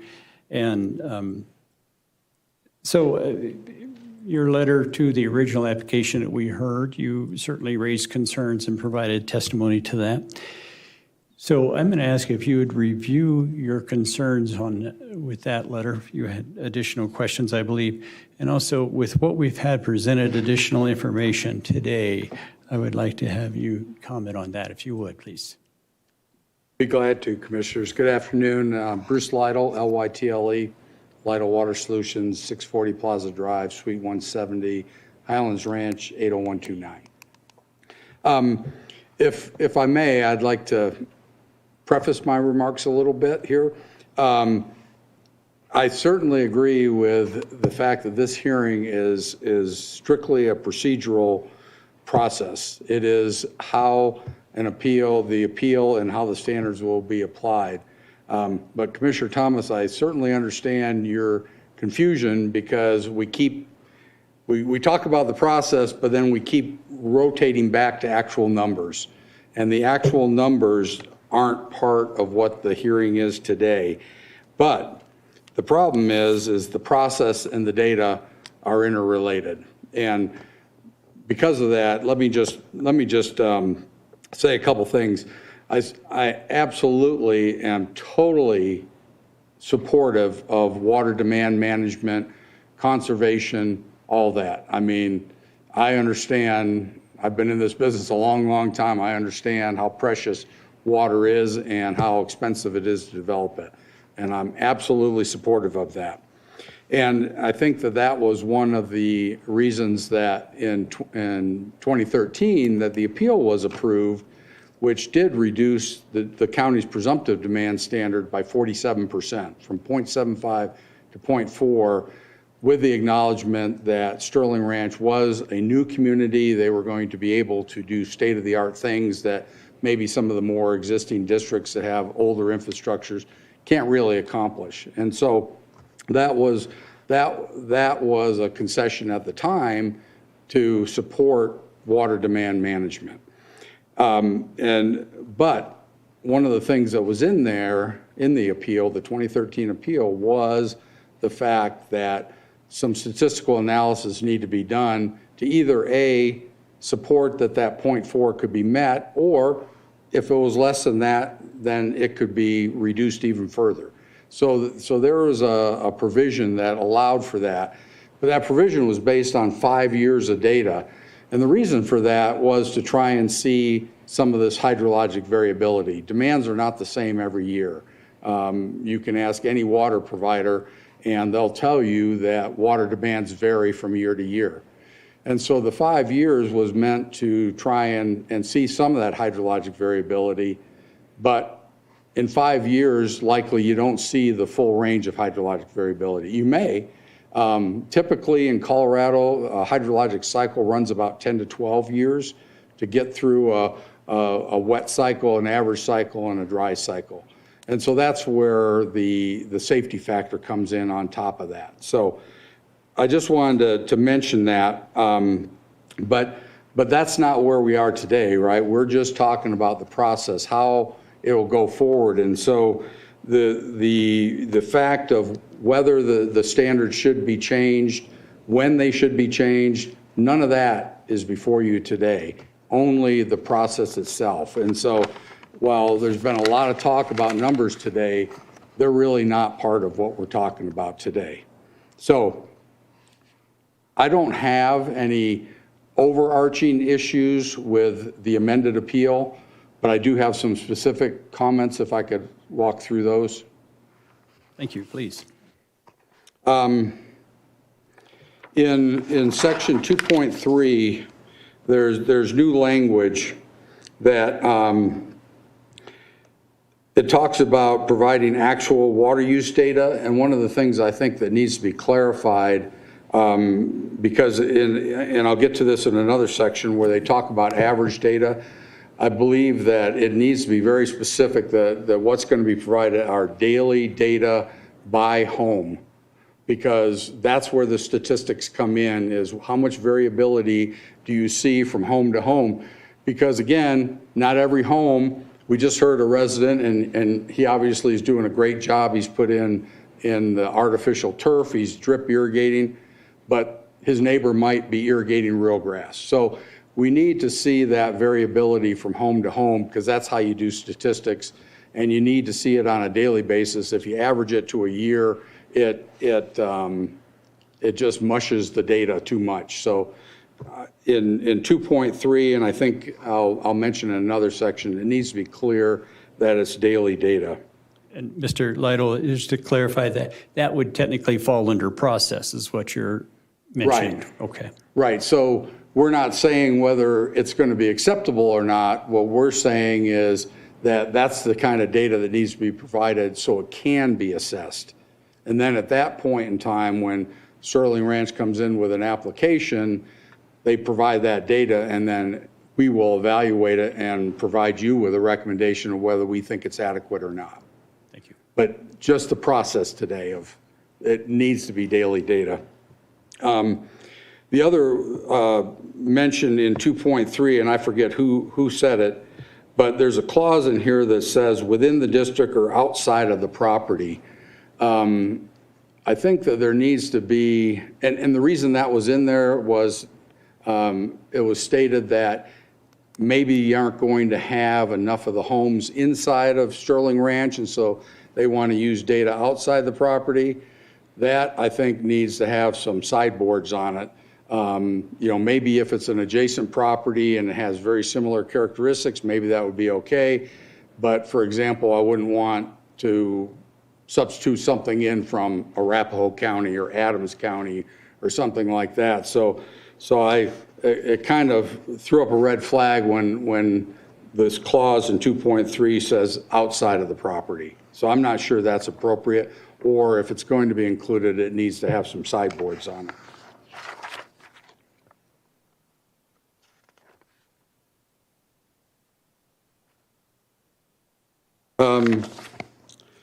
In section 6.1, this is where in the very last sentence, it talks about the data being average single-family detached residential water. And again, averaged isn't adequate because what that could mean is that all we'd get essentially is you got 100 homes, what the average use is in those 100 homes. That doesn't tell you the variability. So that language to me needs to be worked on, needs to be more explicit. And the implication here in the red line section is that the 5-year anniversary of the existence of at least 100 occupied housing units. Keep in mind that in the appeal, there's a number of categories. There's 100 single-family attached, 100 single-family detached, 100 multifamily units. So there's a number of categories. It's not just 100 units. So I think that language needs to be refined also. In section 6.2, it says that if a water demand standard, I'm about the third line, if the water demand standard is deemed adequate by the board, no such submittal will be required for any subsequent development application. And it was explained that the end of section 6.2, this goes to your question, Commissioner Thomas, about there not being adequate water, and essentially that if the demand standard turns out to be too low, that the county has the ability to stop land use applications and make them look back. So relative to that, when it says that once that water demand standard has been approved, that no other submittals are necessary, to me, they should be required to, with every submittal, to provide the new data so that we're always staying up to date, so that we don't get surprised later that they're not meeting the demand standard if on each application, regardless of whether a demand standard has been approved or not, that data should be submitted so that as additional homes are added, we're seeing that data as well. So I don't agree that no additional submittals are necessary for the reason at the end of 6.2 where it talks about this is what the county does if indeed that demand standard is too low. One thing that I don't understand that's not in here is if a new water demand standard, let's say that a new filing comes in and a new demand standard is approved, well, you've already approved several filings, and it's not clear to me whether that's going to be retroactive back through all those filings, or because of the approval standards in those filings, does the original demand standard stay in place and this just comes moving forward. So it seems to me that it should be made clear of what it means when a water demand standard is approved, whether it's retroactive, whether it's just going forward.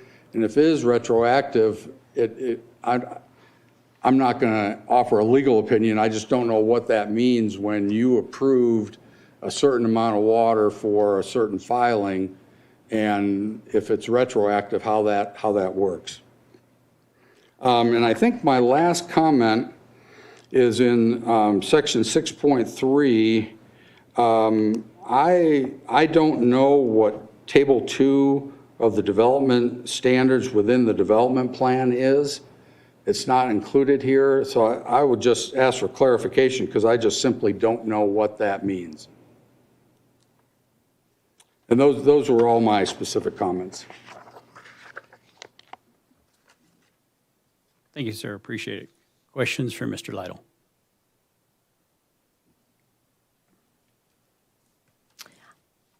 I don't have any. Thank you, Mr. Lytle. Mr. Lytle, I always appreciate and lean upon your expertise and certainly recognize your decades of experience in this particular arena. Just going back to some of the comments from citizens with regard to this particular application, do you have any, and I realize we're bifurcating and need to bifurcate between a demand standard and process, but were there any comments specifically with regard to the Chatfield organization that gave you pause, or you might ask us to think about further? Well, I mean, I think the key question on the Chatfield framework plan is to, and I can't answer the question right now. I wish I didn't pick up that file. Is, according to Commissioner Partridge's question, is there a sunset date on the offering of that water? And I don't recall if there is or not. But to me, that's the key question.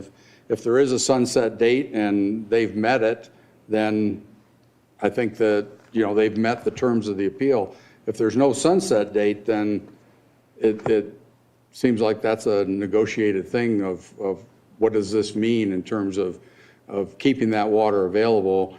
I read the Thunderbird letter, and it's pretty clear that they would like to connect under that Chatfield framework plan, but probably don't have the financial resources to do right now. And so that's a question of whether they can continue that, or for how long to maybe raise the money. Because I'm pretty familiar with the Thunderbird system, and it is a somewhat tenuous system sitting right up on the edge of the basin. So it would be good to get renewable water to them. Okay, that's helpful. I heard a comment about considering demand from people working at home. Certainly that is, in my mind, more related to a demand standard, which is not before us today. But another comment was made about a discrepancy between what Dominion is articulating to us today and what is being said to the state. Did you identify any discrepancies along those lines? Yeah, I mean, there is a difference. I forget if it's Dominion or Sterling Ranch who made the water court applications, the 2018 water court application for some junior water rights. And I'm assuming, and I'm not an active participant in that case, but typically what has to be done is you have to show a need for the water so it's not speculative.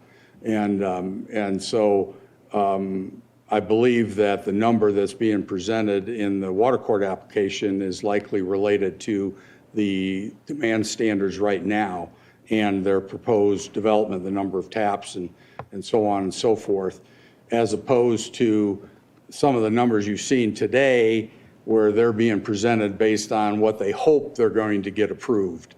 So there definitely is a difference. Whether there's actually a discrepancy, I don't know that there is, because the lower number is a hoped for demand, but it's not approved. And I think the higher number in the water court case is probably based on the current standards that are approved. Got it. So a difference, but not an inappropriate difference for our review today. Yeah, the lower number hasn't been approved, so Yeah. I think actually the higher number is the correct number right now until, if and when, those numbers get changed. Okay. Thank you, Mr. Lytle. No further questions. So, Mr. Lytle, with the water appeal in 2013, did we fail to create a process for an amendment to the appeal, or was that not speculated? No, I don't think there was ever an intention for an amendment of the appeal. I think what there was is there was built-in flexibility within the appeal. So the appeal allowed that almost 50% reduction in the county's presumptive demand standard, but because I think Sterling Ranch made a compelling case about them being a new development, there's a lot of technology there, they're going to do indoor metering, outdoor metering, that there was the potential that they could meet the 0.4 or even lower. And so that's why there is in the appeal the 5-year evaluation of data. And quite frankly, we came up with this really complex statistical analysis that we worked on for quite a while of how we're going to evaluate going forward. Will the 0.4 be adequate? Because the way it was set up, it could go either way. So when we got the 5 years of data, if it showed 0.45, that demand standard was going to go up. If it showed it was 0.3, the demand standard would go down. And so I don't think there was ever the intention to do an amendment like this. The intention was to build the flexibility into that appeal that would allow them to adjust the standards to what was actually being used over time. Okay, very well, thank you.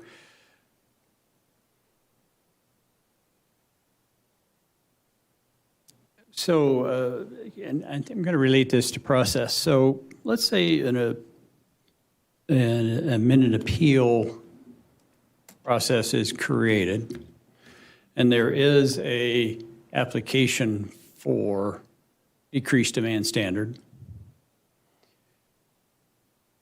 Sterling has additional water available, but what we wouldn't know, because we asked that question, what if they couldn't meet the new demand standard? That additional water in their portfolio, as we know what happens with water, gets bought and sold. Would it be feasible to have that no water could be sold until another determination that appeal, that new approval standard was met? Well, it could be done that way. I mean, the way it's being done right now, and I've heard this a number of times, that I forget 6,400, 6,800 acre feet of water supply, yet that's not what's been brought forward. What's been brought forward are the 2 Aurora agreements, the 230 and the 250, the Castle Rock firming service commitment, the FSC, IGA, and just recently some Arapahoe for water off of Cherokee Ranch. So there's nowhere near 64, whatever the number is, 100 acre feet of water supply availability that's been put forth in any application. So I've never evaluated 6,400, so I don't know where it comes from. I'm not sure where that number has been developed from. But that, so I just evaluate as an application comes in, I have what their water supply portfolio is to cover that application, and then of course all the previous applications. And so we look at it cumulatively. Here's how much water supply you have, and then cumulatively all the filings that have been approved plus the new filing, is there sufficient water? So what you're saying is to bring the whole portfolio in, evaluate it, and then at some point in time, say, okay, you've got enough to get you to build out, and this part of your portfolio isn't needed. That's kind of where you're going, right? Yes. But we've never been asked to review it that way. Okay. Yet I don't want to limit anybody's property, but when we're looking at a demand standard, and if it couldn't be met, then it's say, well, we don't have the water. Is there, again, there's a lot of ifs there, but again, we're talking about process. So I think we have to ask a lot of ifs when we talk about process. Right. And so if, for example, you were to approve this amended appeal, then what we would be doing, assuming they would come in and ask for a revised demand standard, then process-wise, we'd ask for the data, we'd look at the data, how much variability, so on, and then make a recommendation of whether we think there's adequate data to support a revised demand standard. And let's say that we didn't think there was enough data, then it would kick to section 6.3, I think it's 6.3, that has the existing demand standard, so it would revert to that. So that's the process. Okay. Very well. Thank you, sir. Any additional questions for Mr. Lytle? I have thought of one. So we are here today to figure out a process and approve a process. So later on, the CAB can come forward and ask for a new demand standard. So you gave us 5 different ideas. Are you suggesting that those be added to the process? Yes, I am. Okay, thank you. Very well. Thank you, Mr. Lytle. Appreciate it. Thank you. Commissioner Partridge? Yes. Sorry. For the Chatfield Valley Water Supply Framework, the statement in there about the timeline deadline is if there are no fully executed water supply agreements to fully subscribe that certified water tranche by the 60th business day after delivery of the water notice, then the amount of the certified water tranche that is unsubscribed shall no longer be considered a part of certified water tranche and shall be available to Dominion to use at its sole discretion. So 60 business days. And so if to clarify that, Brett, then thank you for that. That's very helpful. And I'll ask that of the applicant. I believe there's been 1 tranche offered so far, and am I aware there's been 2 so far? And is it defined how many tranches of water offering would occur? It doesn't define it, but I believe 3, but I would defer to the applicants. Okay, so that'll be a question I'll have for the applicant on that water tranche. So it sounds like 60 days after the offering is really so there is basically a timeline set. Correct. Great. Thank you, Brett, for looking that up. Really appreciate it. So at this time, I'm going to ask unless the commissioners have any other further questions or anyone additional, I'm going to ask the applicant to address the concerns and questions raised by testimony and Mr. Lytle at this time, and anything further you'd like to offer. So just so we understand process, I think certainly the board has a lot of questions. It's very difficult. It's somewhat complicated for us all. So what I'd like to make sure we follow is that we've heard the applicant, we've heard public testimony, and now we ask for the applicant to come forward and address the concerns that have been raised so far. With that, I'm going to ask the commissioners to make sure we ask all our questions and get everything clarified from the applicant at that time.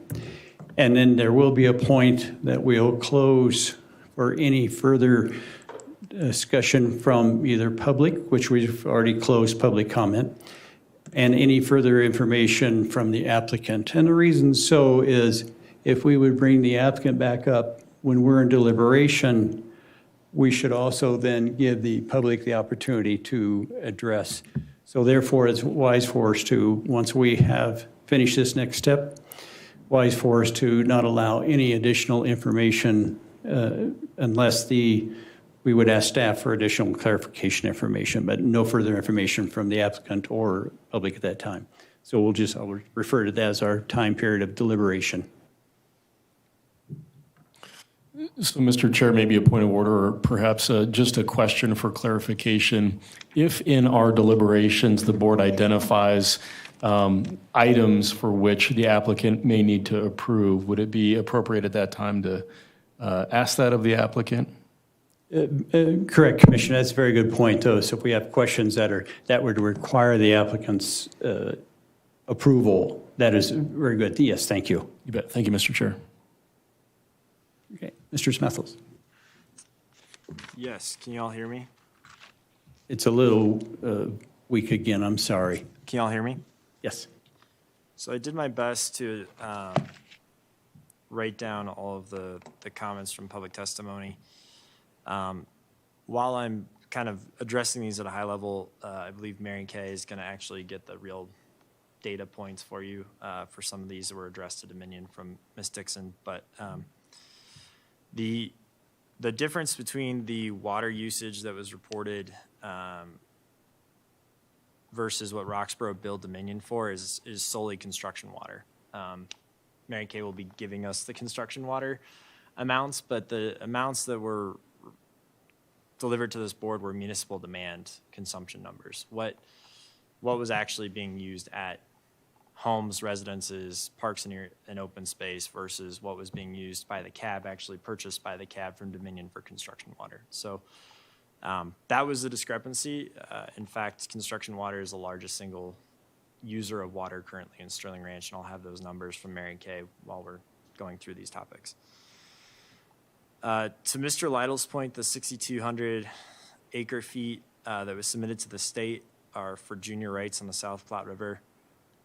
Mary Kay can discuss those in more detail, but it's the maximum possible demand that could be recognized for Dominion through the entire build out of its system, including service to other providers in Douglas County, such as Sedalia, Leviers, those types of communities which are currently in Dominion service plans. So it's the maximum use possible is what was submitted to the state for those junior water rights. Ms. Dixon brought up the State Water Resource Engineer's response on evaluating what the impact of the coronavirus and work from home has done. And in fact, the CAB did just that. And that number that I was referencing in that presentation is an updated number, taking the shutdown period and extrapolating that over a 12-month period. So that would assume as if people were working from home, that schools were closed for an entire 12-month period. And that number was part of the presentation to the board. So that has already been considered and has been part of the record. When we get into Mr. Lytle's testimony, we agree with process versus actual numbers and that we are agreeing to a process here tonight or this afternoon. The 0.75 acre feet reduction to 0.4 acre feet in the original appeal, it was actually a compromise between the county and the applicant at the time. And in fact, the water plans that were submitted to the county at that time were for 0.22 acre feet with a factor of safety up to 0.286 acre feet. And ultimately what was settled on was the 0.4 acre feet as a compromise with the county. Now, for reference, currently Roxboro Water and Sanitation District's water demand standard is 0.403, I believe, acre feet per home per year. So that number is currently in practice in Douglas County today outside of Sterling Ranch. There are other districts that are slightly higher at 0.5, but the 0.75 of the original, the Douglas County zoning resolution section 18A uses is pretty high relative to other users in the valley, and the 0.4 was a settled upon agreement with the county at the time. Mr. Lytle spoke about the statistical analysis of 5 years of data and hydrologic variability, and I'm glad he did. The state statute for water sufficiency actually requires that the board consider, and Brian Connolly can speak on this as well, but it requires that the board consider measures that water provider would take to address for hydrologic variability. An example of that is the city of Aurora has a practice where when reservoir levels hit certain metrics, they actually start reductions of outdoor allowances of water for residential units. All the way up to, in a prolonged drought, they will shut off outdoor water use at residents.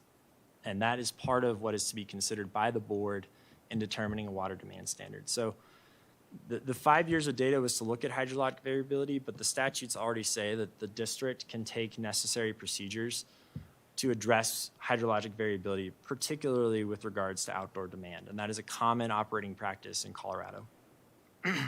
Secondly, the reason we are proposing to change the statistical analysis that was the original appeal, that even Mr. Lytle seemed not super enthused to actually go through that statistical analysis, is that it required that the new standard would be the 98th percentile of highest water users. So instead of taking an average or a 60th percentile of consumption across the community, it would require the 98th percentile of highest water users would set the new standard, which is not appropriate with regards to how a new community should be reviewed. Moving on into his other comments, I'm not aware of any water district that takes daily water usage. Most districts do monthly water reads.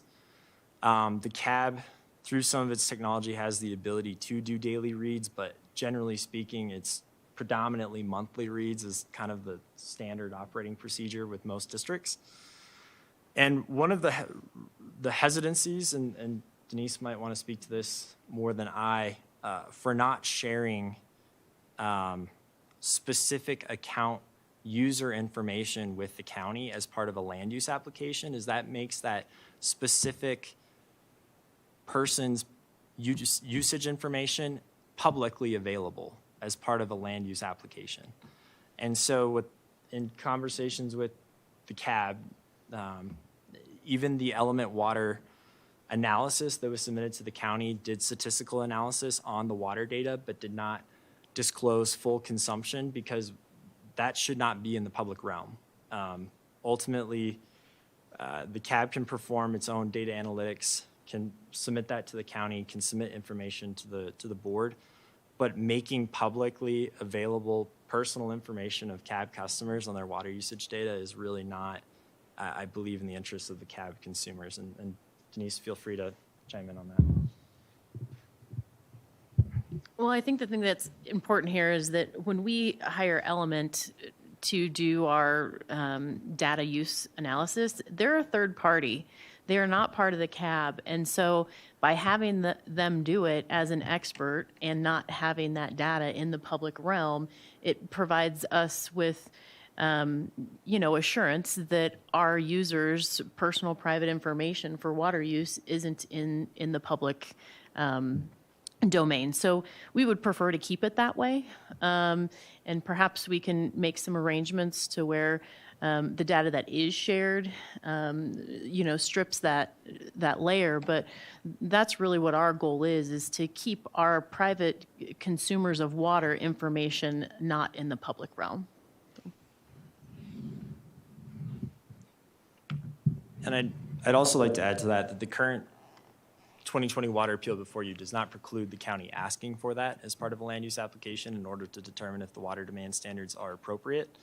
It just leaves it somewhat vague so that the board can determine or county staff can determine if there are certain things that are necessary to evaluate that water demand standard, that it's not prescribed, but is left somewhat up to the board. So there are reasons for why it's not as specified as Mr. Lytle would like in the current appeal. Ultimately, the board has discretion. If what information is submitted to you all is not sufficient, you can deny the water demand standards in a subsequent land use application. Outside the property versus inside the property, the reason that was added to the information that can be submitted is, as you saw, Castle Rock reports their own consumption information. There are certain land uses that they do that, such as multifamily, that Sterling Ranch does not currently have. The CAB would like and the applicant would like the flexibility to use those other districts' information to come up with water demand standards in the interim until there are sufficient land uses in the project to come up with new standards. I've discussed the statistical analysis as well as the 100 homes.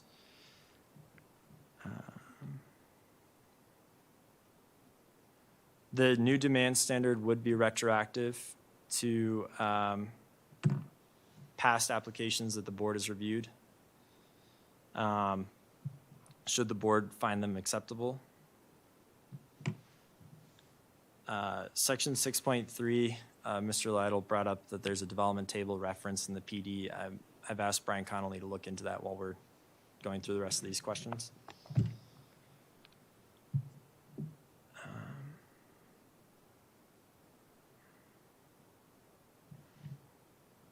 We've discussed the water court application. As far Commissioner Partridge, as far as your comment on not selling off water, actually, before I touch on that point, to Mr. Lytle's comment, I believe with preliminary plan 6 and in previous land use applications, the entire water portfolio has been submitted to Douglas County. Ultimately, to recognize the full utilization of those water rights, infrastructure has to be completed. And so a good example of that is a decent amount of the water rights are return flows on the South Platte River generated through treating effluent. That would require the construction of a diversion. But ultimately, the reuse right is currently a Dominion right. So once that is completed, it can use those water rights to extinction. Generally, the way the county's reviewed applications for a preliminary plan or a final plat is that the water is deliverable. Not just do you have the water right, it's is it deliverable to the site or can it be deliverable to the site prior to building permits? And so Mr. Lytle has not looked at the entirety of the water supplies that have been delivered or submitted to the county. He's only looked at it very narrowly for a given land use application, even though a lot of that information has been submitted to the county several times over and has been submitted with preliminary plan 6 as well. But moving on to the can the water rights not be sold, I don't believe that the intent of this appeal is to relinquish water rights immediately, and I can have Mary Kay speak to that effect. But ultimately, the intent of this appeal is to right-size infrastructure. There's a difference between water rights that Dominion owns or controls and building pipelines like the Eastern Regional Pipeline Project to Castle Rock, diversion structures, tanks, holding vessels. Those are the issues that drive major ramifications for the ratepayers of Sterling Ranch, who you've heard from today. And that is why it's important to have a new process such that water delivery infrastructure can be adequately sized. Not just that it's not, the intent of this appeal is not to have Dominion go out and sell all the water rights tomorrow. It is to literally so Dominion can grow into its system that it has and evaluate to make sure that demands start meeting supply and then start building additional infrastructure beyond that. I think this also addresses one of the other questions that was asked, which was, what does this do for the residents if we're able to change the process to get the water demand standard considered at a future time? Well, what it does is, as Brock said, for future filings, it forces us to not only be able to have the water, but to be able to deliver it. So right now, if we're forced to deliver at a higher rate than we're using, we will in perpetuity be in a situation where we're charging all of those ratepayers more than what they're actually consuming. So the only way to stop this cycle is to allow us to come back with a new standard for you to consider. If we don't stop the cycle now, future filings will be subject to what we know to be now too high of a standard. So we're trying to fix this retroactively, but we're also trying to make sure that we aren't forced to put in infrastructure that we can't unbuild. And once that infrastructure's in, the cost goes to the citizens, and we can't undo that. And with that, I'm going to turn it over to Mary Kay to address some of these topics as well. Thank you. As Brock said, construction water is currently the largest use. It is a temporary use that is subject to availability after permanent commitments. It is high, and frankly, as the retail demand is low, it assists in reducing the need for flushing. The construction use in 2019 was 299.5 acre-feet per year. The construction use through October in 2020 has been 274.5 acre-feet per year, so that will continue to climb. Dominion is a wholesale district, and we are planning for a service area of 33,000 acres. The water right is evidence of Dominion planning for its current and its potential future Northwest Douglas County retail customers' needs. Again, Dominion is a wholesale district, and as you know, there is often benefits of economy of scale for all customers. As for the Chatfield Valley Framework, the obligation was to make the offers when 10% was available. As we developed our supply over time, the supply was made in tranches. 2 tranches have been offered, and a third will be made. We have water supplies available for additional customers today. The Chatfield Valley Framework is only one potential arrangement and frankly does have limitations to its potential users.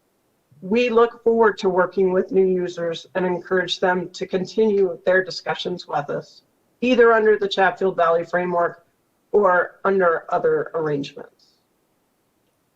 Was there anything else, Brock, that you wanted me to address?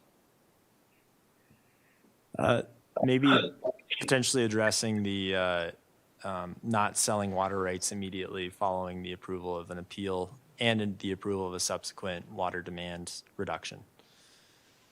That goes along with the fact that we are planning for the 33,000 acre service area.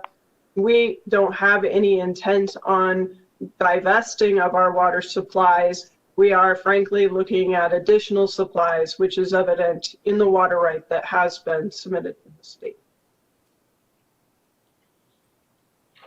And I believe Brian Connolly would like to address some of Mr. Lytle's questions as well, or comments. Yeah, thank you, Brock.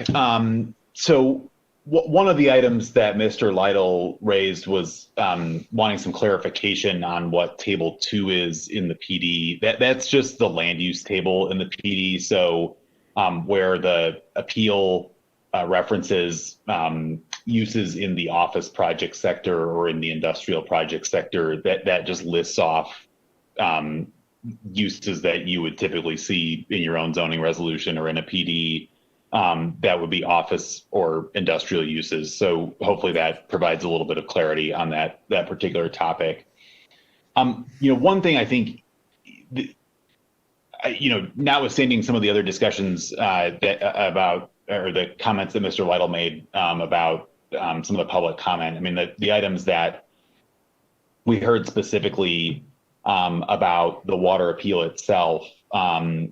A couple of points that he made, and we can certainly have some conversation around this, was that with each development application, Sterling Ranch should be required to resubmit all of its data, and that there should also be some retroactive review process for the county. So I'd like to point out that when we did put in that where a demand standard is changing with a development application, we would resubmit all the information for that demand standard. So the point is we submit the material that supports a given demand standard. Hopefully the board approves that, and then future development applications that come after that would be submitted without all of the additional documentation relating to the demand standard itself, because you've already approved that demand standard. And then if that demand standard were to change, we would resubmit all that information, water use data and whatnot. And I think, one sort of overarching theme that I would want to remind the board of is that your review under Section 18A of the zoning resolution is a point in time review. You analyze water demand standards and water use data at the time that someone comes forward to you with a development application. It's part of your land use process. You are not typically asked to be sort of an ongoing policing authority as it relates to water use, water consumption. We believe that our appeal actually gives you that authority. So if changes in the water supply occur, you are entitled to review the demand standards again to provide a further backstop. But I think it's important to remember that the board's role, the county's role in this process is part of your land use process. And so just like with every other project that you approve, you're being asked to evaluate something on the front end of the project. And you don't typically have that ongoing review authority, but we think we've given you some of that additional ongoing review authority as a backstop. And I guess this is Brock again. In summary, perhaps Brian can help me with this, but in summary, all of the points that Mr. Lytle raised, in theory, could be asked for by the board during a subsequent water demand analysis in order to make that determination for a future land use application. The reason it's left intentionally vague in the water appeal that's before you is so that the CAB can present information. Some of that information may and will actually be water usage data. Some of it may be other districts' data like Castle Rock. It's also so that if the county determines there's some information that you need that's not spelled out in the water appeal, you can ask for it as part of the land use application to come up or to determine whether or not the water demand standard that's being proposed is sufficient. So it's left vague, but it actually is to the betterment of the county, not the applicant in that instance. And that was done intentionally such that the county can ask for what it needs in order to make a determination on a subsequent water demand submittal.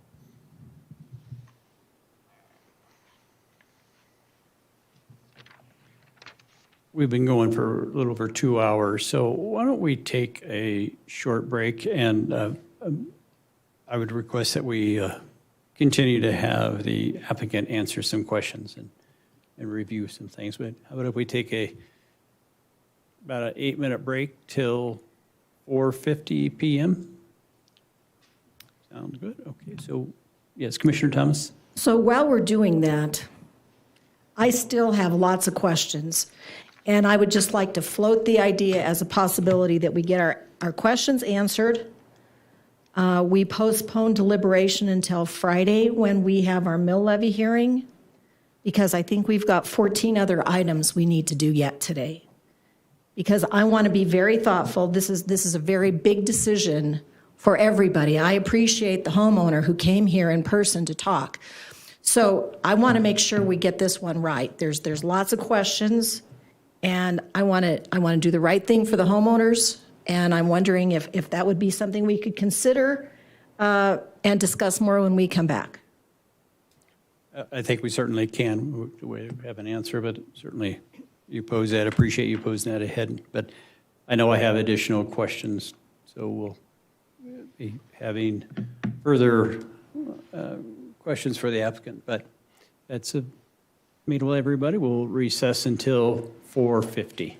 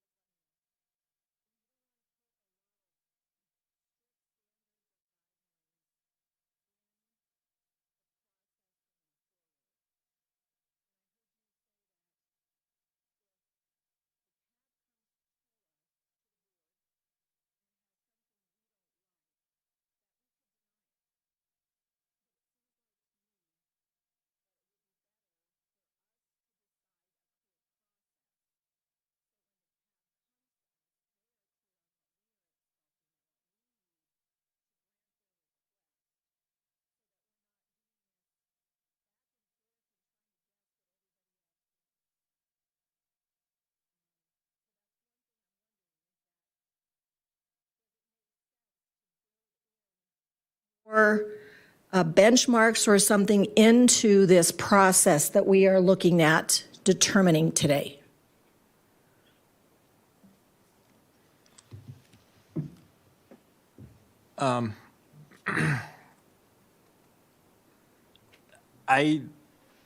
Our preference is actually to leave it vague, and here's the reason. One of the reasons we're before you to update the water appeal wholesale is that the old appeal was very prescriptive on certain topics, namely, for example, will serve letters from other jurisdictions under section 4.2 of the old appeal. And so for each land use application, even if the board had previously heard, for example, that a water right or a contract water, the appeal required that we get another updated will serve letter from that jurisdiction. And so having lived through that with enough unintended consequences of trying to prescribe something now for the next 20 years, at least I feel, I don't know about how Denise feels, but I feel leaving it in more vague to determine what it is the county needs to see to feel comfortable is both to the betterment of the county and to the applicant moving forward, just in case, for example, if there's not 100 homes worth of data of occupied apartment units in the property, that we can present apartment usage in Castle Rock as a supplement for the board to consider as a water demand standard if the CAB feels comfortable with that. If we try to prescribe all of that now, it will be pages upon pages upon pages of restrictions and requirements that would take a while to negotiate versus the CAB being able to use what its board directs it to come up with water demand standards and then submitting that to the county and going through the traditional land use application process, which is what is it the county staff feel that they need to review, and then what is it that the board feels that you all need to review. And I think just to add to that, you know, in 2013, the development marketplace was very different than it is today. And what we're asking this board to do is to allow us to make changes, not just based upon the development market, but also based upon homeowners' consumption. And I think that over-regulating this process will handcuff us again.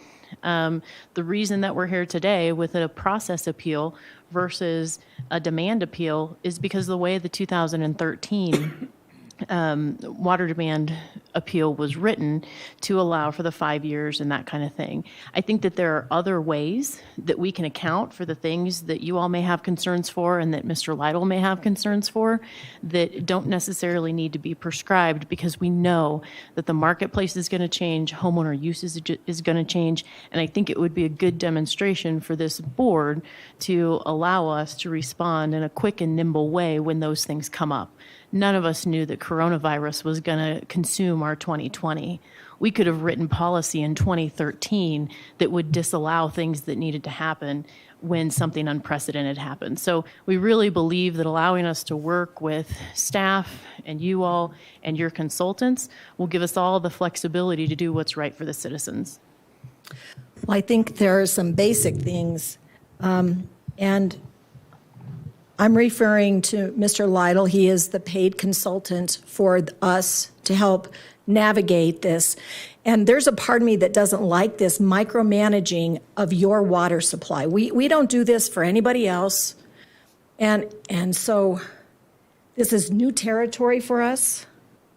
But apparently this is what we have to do. And so one of the things of the suggestions from Mr. Lytle was daily data by home. So we redact information from the county when we have public records requests all the time. So if you were to strip out the name and the address, and you could even change the order that it's received in, so it wouldn't be all on Middle Fork and then Taylor, and so nobody could tell who it's from, but it would give us that granular information that our expert is saying that he needs. But it seems like that's a roadblock, that is a hard no from you. Is that correct?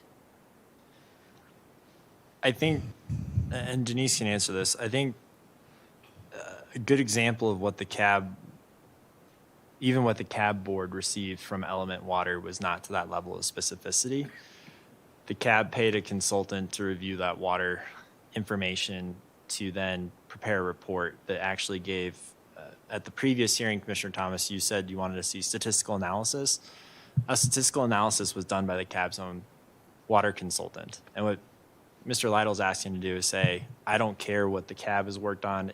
Even though it's the CAB's data, I want to see all the raw data. I want to micromanage a water system, to use your own point. I think what's appropriate is a statistical analysis of the anonymized water use data that the CAB is recognizing. And I don't think that's a problem. It was actually submitted with, as an example of what the CAB would be looking to use as data to support a reduction in the water demand standard. And that report is actually, I believe, in your packet. But I think fundamentally the concern remains with opening up the door for the county to request individual homeowners' data, and how you would prescribe that, because, are we going to write in that Mr. Lytle can see anonymized, deaggregated, separated, water data? It just, to me, it feels like it's the CAB being micromanaged by the county versus the CAB saying, this is our billing data, this is our water use data, these are statistics associated with it, and presenting it to the county, which is what has been done in the past. I guess my question is to you, is that a problem, or what? Obviously, Mr. Lytle is a consultant to the board, but does not represent the board's opinion, so I'm asking. So the CAB pays Elements to provide what they want, and the county pays Mr. Lytle to provide. Actually, we pay Mr. Lytle, so the applicant generally is billed for Mr. Lytle's consultancy. Thank you for clarifying that. So then you pay Mr. Lytle to provide the information that we need. And, I'm not sure what the good is to have an expert to provide data for us if we're not providing what he needs to provide data to us. Does that make sense? It does. I mean, there are a lot of jurisdictions use the state water resource engineer to review applications, not their own independent consultant. The county is elected to use Mr. Lytle as a consultant that the board has confidence in. Again, I still think it's,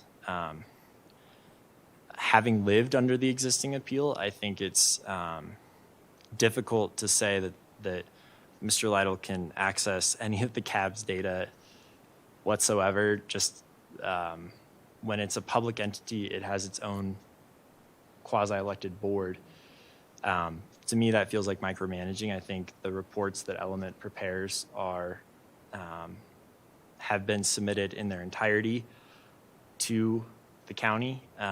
But I think that's a question for the board of how much micromanage does this board feel necessary in order to evaluate water demand standards.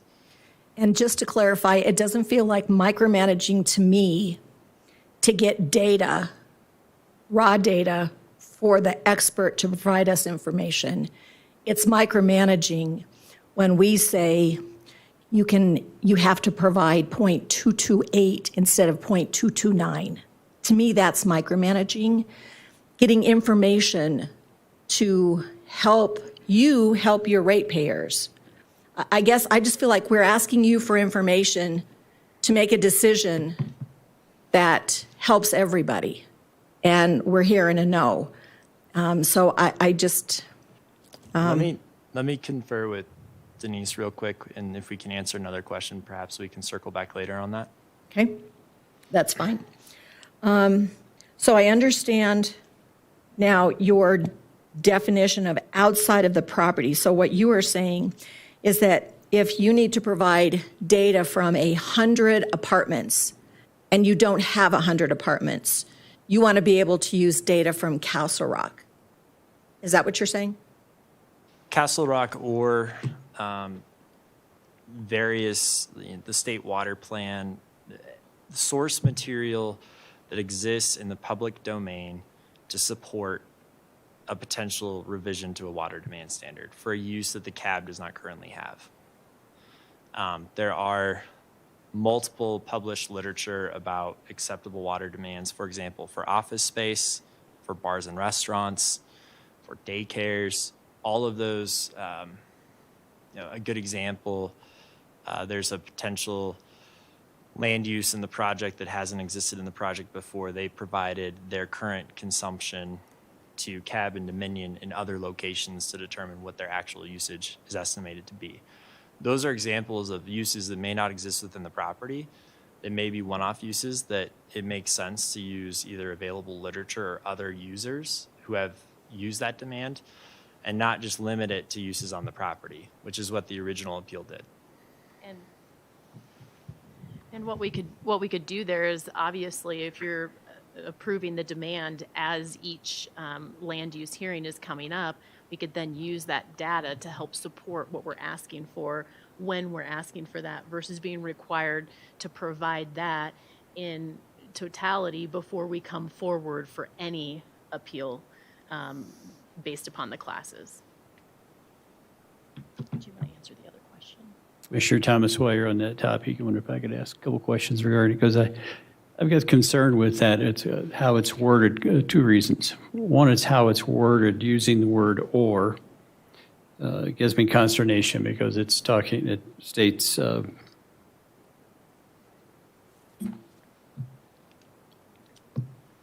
will include actual water use data from occupied land uses within the property or outside the property. So that would mean you wouldn't even have to use data from the occupied land, technically, because you have the word "or" in there. So I think that raises an issue we'd have to clarify. But I do have some concern with the outside property, because if I'm going to make the application, I would say, well, I'm certainly going to look at outside property that is a low demand standard, when right now we know we have water districts that are even above the 0.4 that you have. So you say, oh, were you going to use those who have a high demand standard also? So that's why I have a little challenge with it outside the property. I mean, I think it was pretty defined in initial appeal, 100 homes of the category. So I'm just having a little challenge with that whole statement.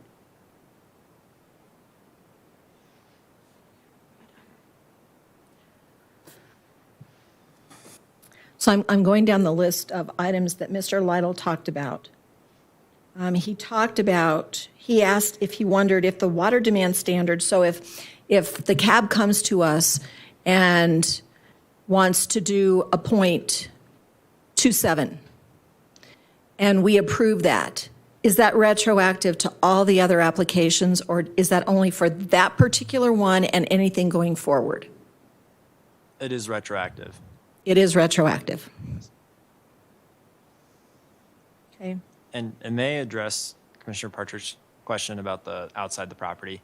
Mm-hmm. So let me use an example, Commissioner Partridge. So the current appeal, the 2013 appeal, breaks single-family attached homes and single-family detached homes and multifamily into kind of three separate categories. It uses the same usage under the 2013 appeal for all three categories. To the extent that there are new build apartment buildings anywhere in the Denver metro area, the state, I believe, no longer allows you to buy non-water efficient appliances to be installed in those apartment buildings. And so if Denver or Aurora or Arapahoe County or Castle Rock or Parker commission a study to look at the water savings from those new apartments that are constructed, that would be pertinent information to the CAB in order to come up with a estimated water demand standard in order for the CAB to evaluate what it would need to charge apartment buildings for a tap, for example. And so that's why that language was broad enough to capture that concept, which is there may be instances of uses outside the property that are good data points that could be considered by both the CAB board and the Board of County Commissioners that should be considered in addition to occupied uses within the property. So that was the intent. I do think, there's, again, the state has a state water plan. There's a lot of source material outside of the realm of just occupied uses within the property that are good metrics to use for coming up with water demand standards. And Mr. Smith, I think that's a very good explanation. But, to complement you, you certainly are looking at low demand utilities, washer, dryer, toilets, in faucets, and even outdoor use. So you've done a lot of good things, but it maybe just needs a better, a more defined description of what outside would be, like built outside, similar built, to refer to that, because it just seems too vague and loose right now. Just to comment on that. I appreciate that feedback. Commissioner Partridge, if I might just follow up on that.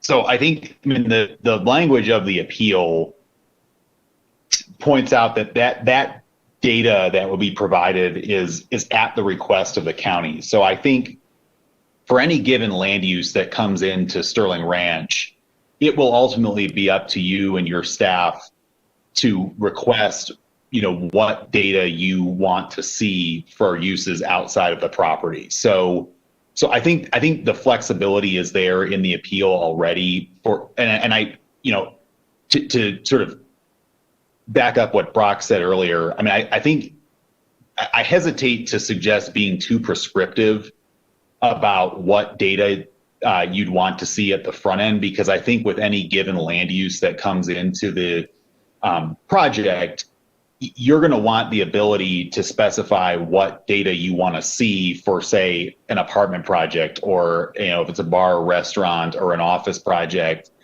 I think giving that level of specificity today, when we may not even know what those land uses are or what they look like, might hem us in more. Whereas I think the way the appeal is drafted today gives you, and again, your staff or Mr. Lytle, the option of requesting additional data from the applicant, whether, say, if it's an apartment project, we want to see an apartment project, in Castle Rock, and what the consumption of that project looks like. And, if there's not a similarly situated apartment project there, then maybe there's one in Aurora or in Denver that is appropriate to look at.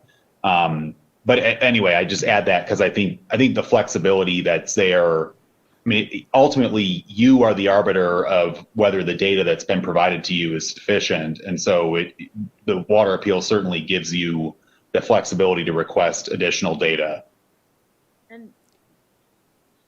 And to Brian's point, we're incentivized to provide you with data that will get us to what we need. And so if we don't provide you with significant data that you feel is adequate or meets the standard, we understand that we would just get denied. And so we're very much incentivized to provide you and your consultants and your staff the information that you need to make a thorough decision. So that's what our incentive is. If this process gets approved, we very much have incentive to provide the right data, and not the correct data, but the data that you're looking for that will make you feel comfortable. Right. And while I appreciate those comments and I understand that, with that statement in here, it already goes outside the property itself. When before we were asking, was our definition explains it 100 in that category within. So when it goes outside, I think it could use more definition. And Mr. Connolly, I appreciate where you're coming from too. And maybe that needs to be put in there, based on the county's requirement of that data. And if I may, back to Commissioner Thomas's question earlier about providing Mr. Lytle data.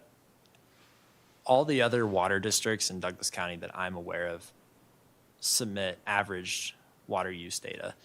And the county has requested water use data from those districts before. In fact, in my presentation now and previously, I've referenced averaged water use data that those jurisdictions have provided. And so what the CAB was submitting is we'll provide you what other jurisdictions submit. The board could determine that's not sufficient. But that was where the intent was coming from, is this is what other jurisdictions provide the county for the county to determine if the water demand standard is sufficient or not. So if the board were to request that the CAB give raw data to Mr. Lytle, that would be a decision for the CAB at that time. If it wasn't done and the board felt that was necessary, then it could be subject to a denial. But right now, that is not requested of any other district that I'm aware of in Douglas County. Okay. I just thought that, Denise, is that right? Comment about being incentivized to give us whatever data we want, yet we're stuck on this, that no, we're not going to give it to you. So anyway, I don't have any more questions. That wasn't what I was saying. You could ask for it, Commissioner Thomas, and it would be up to the CAB to decide if it would give it to you at that point. I'm just telling you from our perspective as the applicant where we're coming from and not putting that directly into the text of the appeal, because generally speaking, districts don't provide that information to any authority having jurisdiction. And a lot of this appeal is really creating a process by which Dominion and CAB can ultimately be treated like other districts in Douglas County without having that special treatment. So if in a subsequent land use application, you tell staff and staff tells the applicant and the CAB elects to provide that, then it could be provided to the county. It's just, I wanted to at least explain the rationale where we're coming from. Okay, thank you. I'd like to turn attention to the approval criteria in 1808 A 107 per N 2. And it may be answered there in our staff report, but our criteria is really referring to much of anything. I don't think the other two do, really, 1 and 3. But 2 refers to a water demand standard. And I think I'm working through this, but I'd like to hear your answer on that. So since it's not a water demand standard being presented, but it's a process, can you speak to how you meet criteria 2? Absolutely, and then I'll probably ask that Brian Connolly, who's smarter than I am, can address this as well. But how we meet section 2 is that your approval criteria just specifies providing sufficient supporting data of an alternate water demand criteria.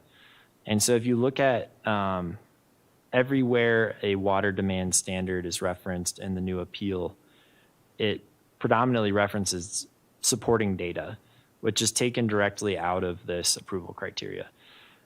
This approval criteria doesn't specify what that supporting data is. It just says sufficient supporting data. And so I understand the board's desire to try and get specificity on what that is, but your approval criteria doesn't provide that either. And so we tried to leave that language intact from that approval criteria throughout the entire 2020 water appeal. So how we meet this standard is the water appeal very much actually follows your approval standards for a future water demand reduction or increase.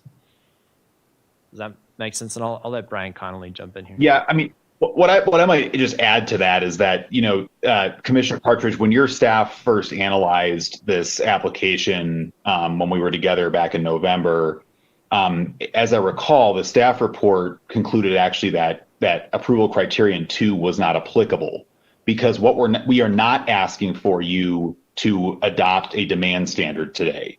We are asking for the ability to have you adopt a demand standard in the future based on the submittal requirements and the criteria that are set forth in the water appeal. To be honest with you, we came into our conversation in November under the impression that criterion 2 really didn't apply because we weren't asking you to set a demand standard. As Brock just said, we heard you when we were together in November, and we heard the concern about the need for data. And so we went back to the drawing board and made some tune-ups, as it were, to the water appeal in order to specify in greater detail what that data would be. And this does go to the topic that Commissioner Thomas asked about, which is, why can't you just provide, the raw data with every application? I think, Brock is right. That's not something that is required of other districts. And I've been part of water appeals before, and I don't recall providing daily water use data for individual housing units as part of those. And I think it's a question of, identifying the type of data that will be necessary to substantiate an updated water demand standard. And to Brock's point, the appeal leaves you the leeway to ask for whatever data you want to ask for. It's up to the applicant then, and up to the CAB as to whether they have the data, whether they're legally allowed to provide the data, and ultimately whether they want to provide the data to the county. And if they don't provide you with sufficient data, then you have the purview to deny the application because you don't have enough data. So I think, to loop back then to Commissioner Partridge's question, ultimately, I read this the same way that staff does. We're not asking you to adopt a demand standard, so I'm not sure criterion 2 applies.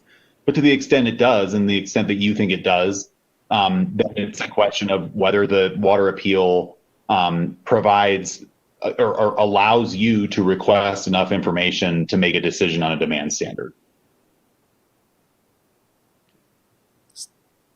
Thank you. Are there any more questions on that, or does that make sense?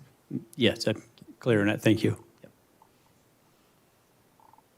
Additional questions, Commissioner Thomas, Commissioner Layden? I have none.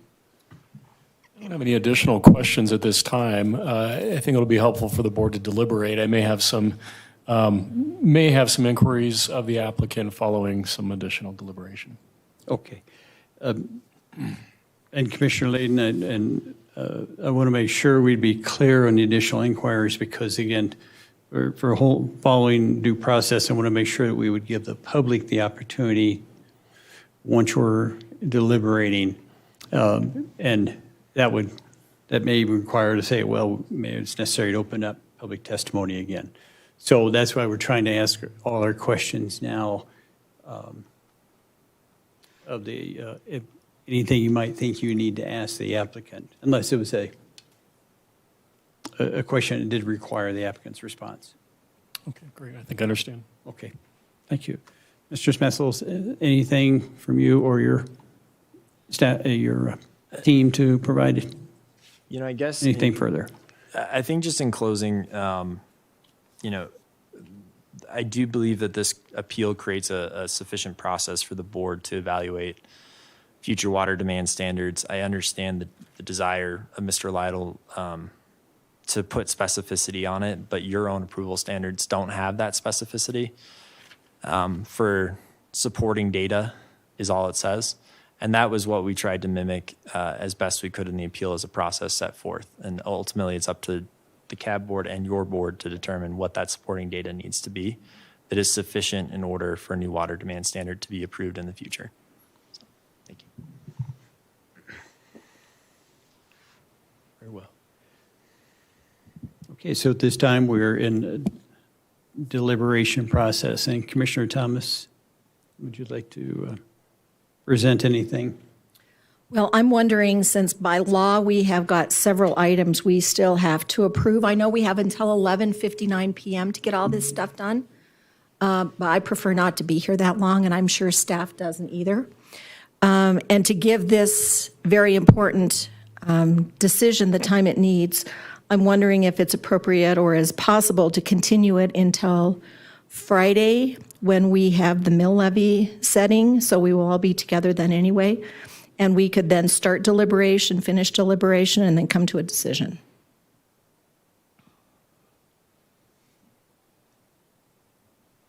Commissioner Layden? I think I'd be open to continuing the process to that particular hearing. I'm wondering if it might be worthwhile for us to have some deliberation today, not to bifurcate the process, but I know I certainly would benefit from the input of my colleagues. Okay.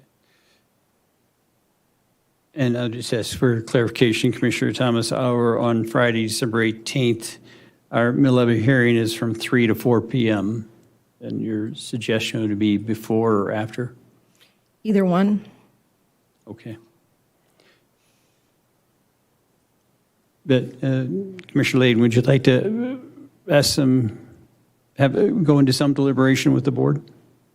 Well, maybe that would be helpful to have some deliberation today and then to continue deliberation to Friday. I think a reasonable amount of maybe preliminary deliberation might be helpful for us.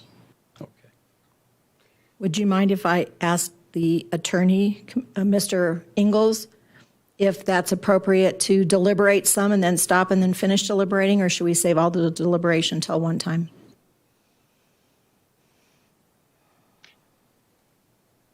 I'm not sure if that was the question or not. Can you hear me?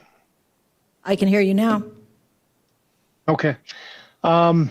So you have now closed all public testimony. You've asked all your questions, and it is time for the board to deliberate. There's no rule that says you can't start now and finish later.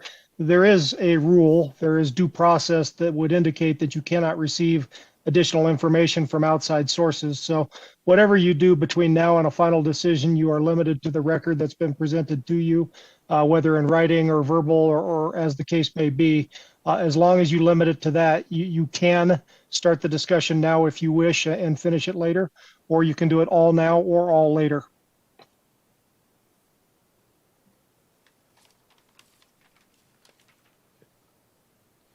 With that said, we're certainly, Commissioner Layden, I would be in favor if you'd benefit from some deliberation. I would say I'd probably be more in favor if, when we get to that point, if we ask the applicant if Friday is amenable to them, that I would say most of my deliberation until that time. But it certainly would respect you, and if it would help you, maybe even help us. Okay, great. Well, thank you, Mr. Chair, for that, and thank you, Mr. Ingalls, for providing that advice. Additional gratitude to the applicant and all of our experts and staff for hanging with us through a fairly long day of hearings and evening of hearings. Have heard a lot, and I think it's really significant to reflect back upon some of the comments that were made earlier on with regard to process, and just re-identify the fact that today this amended appeal does not adjust demands. Demands will be considered with a future development application as part of the county's determination of water supply sufficiency. So not setting a demand standard. I think the three of us are pretty clear in terms of that now. So I think we certainly understand what we are here to do and what we're expected to reach a decision upon. So speaking just to the issue of the application, understanding that we did receive some citizen comment about numbers and demand standards. I'm going to set that aside to just focus on process. We heard a lot from our expert, and I just want to go back to the comment that I think all of us have made, that none of us are water experts, and we certainly rely upon the experience and expertise of Mr. Lytle to provide us that information. He went through, again, a series of particular requests for information. I know Commissioner Thomas just went through that, and the applicant provided some explanation. But it was primarily to 2.3, 6.1, 6.2, and 6.3. This is not going to be a surprise to the board that I tend to prefer errors of commission to errors of omission. And although I believe the applicant's information was certainly persuasive, they are already asking for us to basically allow the CAB to establish these demand standards for our future review. It is important as one commissioner for us to have a predictable process in the future. And although flexibility is understood, I think it's important if we are going to provide the CAB with this additional authority for us to have a predictable process going forward. And we know the development community certainly understands predictability. So my view at this point is that I would be in favor of this particular application, provided that the information our expert is requesting in order to advise us is reasonably provided. I am not persuaded that personal water usage information would significantly impair the privacy rights of individuals in this community. I do believe that it is fairly easy and standard to redact personally identifiable information in a way that's appropriate and not too cumbersome for the applicant. So again, I think that is just one example of some of the information that Mr. Lytle is asking for. I wonder if it might be helpful for the applicant to continue to speak with staff and interact with the consultant to determine and narrowly tailor the information that Mr. Lytle is requesting of us so that we have a very clear understanding of what would be reasonable to expect. So again, I would be in favor of the application provided Mr. Lytle receives the information requested within reason.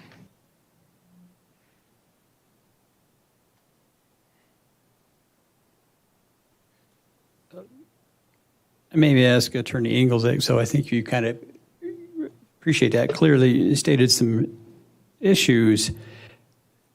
I don't see it in the approval criteria per se, but I think what you're asking would even possibly, I don't know, it would be a condition of approval written to that specific. But again, we're trying not to micromanage, but I think what you're asking is for that, because it is, because as I say, our approval criteria does not necessarily take in consideration an appeal. It's talking about mostly water demand standards, but no doubt it's an appeal of that, but it's not direct to the process.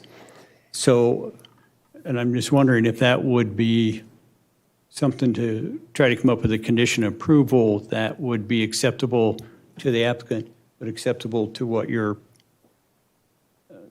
requesting there. Well, Mr. Chair, I think you articulate that well. And again, I think the perspective of this board is never to micromanage, to streamline and to provide businesses and our citizens with an easy experience with government within reason, and of course with us doing our due diligence. That said, I think providing our expert with the reasonable information, reasonable amount of information, and having that narrowly tailored to those needs would be appropriate. Commissioner Thomas, any comment on that, on the condition of approval? And I would ask Attorney Ingalls about that. I don't have a comment now. Okay. Mr. Ingalls, hearing Commissioner Layden's comments there and request, and then I see it certainly feasible that we want to be able to provide the best information possible, but not to micromanage, but also be able to make a good decision. Is that something that could be considered in a condition of approval? In a sense it can, but there's another way to interpret it. So let me offer what I think I might be hearing. I understand that Commissioner Layden could support approving this appeal with some tweaks to the language as consistent with what was proposed by Mr. Lytle.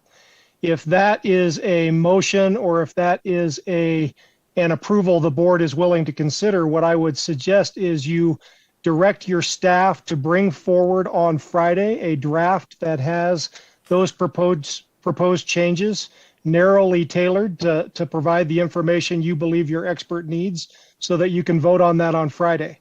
I don't think there needs to be additional deliberation on that or those terms. I think the ball is in the board's court to make a decision, and I think you can direct your staff to bring you a draft that meets those needs. Very well. And Mr. Ingalls, would the staff be able to consult with the applicant? If the board desires, we can do that. There's not a ton of time, and I cannot work tomorrow. Understand.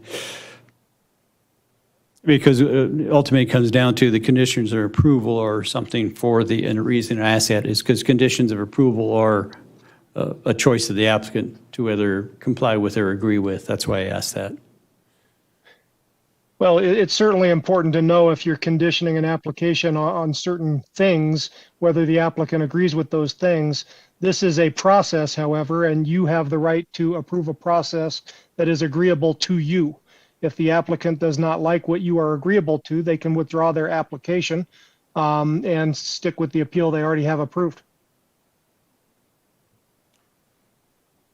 I think that's helpful clarification, Mr. Ingalls. Again, this is the applicant's application. We're certainly aware of that and don't want to interject a process that the applicant would not entertain, but I think we understand you correctly.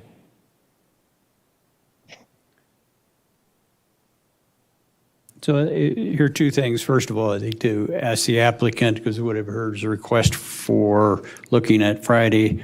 My preference would be to do it before the mill levy hearing. So that would be what I would at least propose to the board for us to ask the applicant. And I'm just going to make an assumption that an hour would be adequate time for us to deliberate. We're going to hope if we pursue that. So I guess for the applicant, the question is, would you be amenable to and agreeable to a continuation of this hearing to Friday, December 18th at 2 p.m.?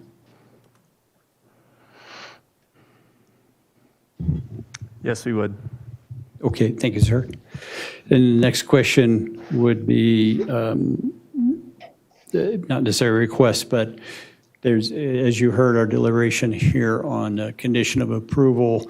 And that would be your choice whether you would work with our staff or not and consult with them and be able to provide some information, because certainly condition of approval is a choice for you to accept or not accept. So not that that's a request for you, but just for what you're hearing us to deliberate with you. So do you fully understand that, what we're referring to? Okay, very good. So we have an agreement with the applicant for a continuation to this Friday, December 18th, 2020 at 2 p.m. If that's the desire of the board, we'll entertain a motion. Mr. Chair, I'll make a motion to continue the amended and restated Sterling Ranch Water Appeal, project file MI 2020-010, until Friday, December 18th, 2020 at 2 p.m. in the afternoon. And I will second that, but just a point of order. Do we need to, pursuant to Mr. Ingalls' recommendation, direct staff to do anything prior to approving that motion? Mr. Ingalls? That would be the clarity I would like. Okay. Okay. So do you want to amend your motion, or I can? Okay, I will just offer a friendly amendment to, for this board to direct staff to bring the proposed changes as suggested by our expert, Mr. Lytle, with regard to the additional information that he has requested. Second. Okay. So we have a motion with a friendly amendment accepted. Second. Yep. Okay. And no further deliberation, discussion. All in favor, state aye. Aye. Aye. The motion passes. So thank you, everyone. Ms. Lytle, thank you. Appreciate your testimony and consulting with us. Appreciate the applicant, and certainly appreciate the public's input. Thank you. Now, let's see where we're at. Now, we are on to item 2C.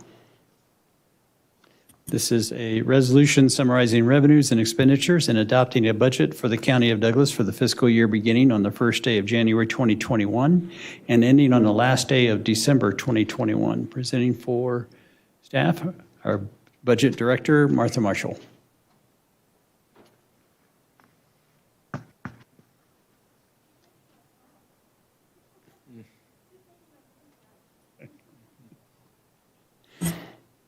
In a conversation with Martha, she let me know that there has been dates that we did not approve the budget until 8 o'clock at night. So we're ahead of schedule according to that time.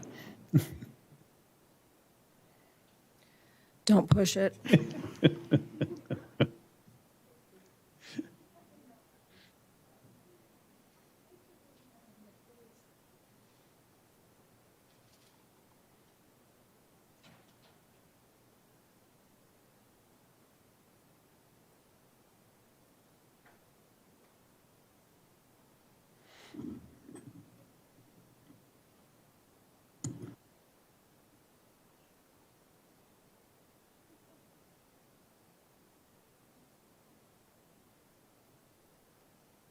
Mr. Ingles, while we're waiting, I will provide Exhibit 1 to our recording secretary from,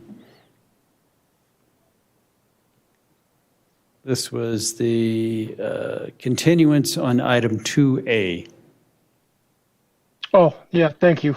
You bet. We had labeled that previously. Yep. Okay. Also, for the record, I know I had seen this before. This was emailed to the board yesterday by Drew. She got it, or was it for Doug? Steve Coster got it over the weekend and sent it on, and then this was sent to the board yesterday. So I had seen this yesterday. Okay. Well, it was a procedural request and we marked it for the record, so it's there for all to see now. Okay.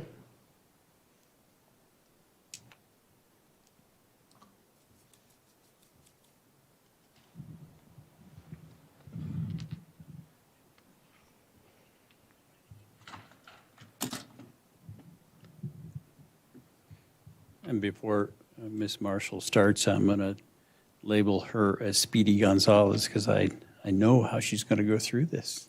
Unless there's questions by the board, certainly. Martha. Absolutely. I believe I am all set and ready. So I'm going to say good evening, Commissioners. Martha Marshall for Budget Staff. The budget before you this evening is a culmination of many hours dedicated by staff throughout the county. And we've had many work sessions with you, the board, and I really like to thank you for your commitment to this process. So thank you very much. And as I mentioned earlier, I have a short presentation this evening before we get into the resolutions. So without further ado, I'll kind of dive in. I'll try not to be too terribly speedy. So the board's policy manual provides the county manager with guidance for the development of the county's annual budget. The 2021 proposed budget is compliant with all 13 criteria in Management Limitation 3.3, which is the financial planning and budget. Some of the key components include that the budget does not deviate materially from the board's priorities, nor does it risk financial jeopardy, and it relies on 2- and 5-year forecasts. The budget provides adequate disclosure of revenues and expenditures. The budget maintains adequate reserves per county policy, and the budget also adheres to all state and county fiscal laws and policies.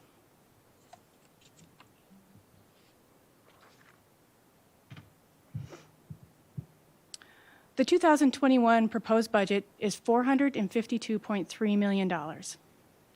The operating portion of the budget is $203.5 million. This represents 1.5% increase over the 2020 budget. Our largest operating fund, which is the general fund, that operating budget is only increasing 0.4% or just over $500,000. And so why that's important is because we look at kind of a growth factor, a growth indicator that combines population growth and inflation. And this year, that number is 3.8%. Our goal is always to try and be underneath that. And this year, we are way underneath that. So that is kind of our goal, always our goal, and we have well exceeded it this year. The budget is the budgeted one-time initiatives are $185.8 million, and almost 90% of that is related to transportation. Also included is $34.5 million for expenditures that are funded by state and federal resources or sources. And this year we have $3 million for principal and interest payments associated with the open space revenue bonds. This budget does not include any new taxes or fees. I must note, though, today that the board had a work session and authorized converting 10 contract positions to 10 county FTEs, full-time equivalent positions. These are associated with the Rocky Mountain High Intensity Drug Trafficking Area, HIDA. And so there will be no financial impact to the county, as the additional costs of converting them from contract to FTEs will be borne by HIDA. The 2021 budget, as you see it right now, does not include those FTEs, nor does it include the additional cost. The additional cost will come through the supplemental budget process, because we will need HIDA to modify their budget and flow that through their normal channels, and then we'll go ahead and prepare a supplemental budget to do so.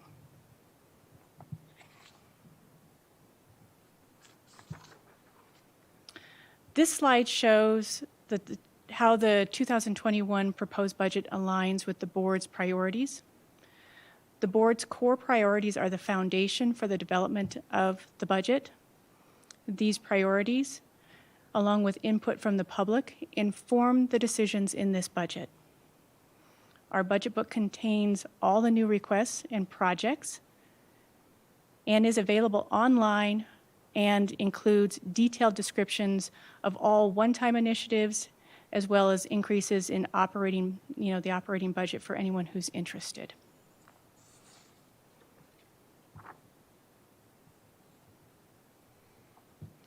Also important to the development of the budget is the board's fiscally conservative guiding principles, which include avoiding raising taxes and fees, relying on realistic revenue forecasts, maintaining stable reserves, improving the quality of services to our community.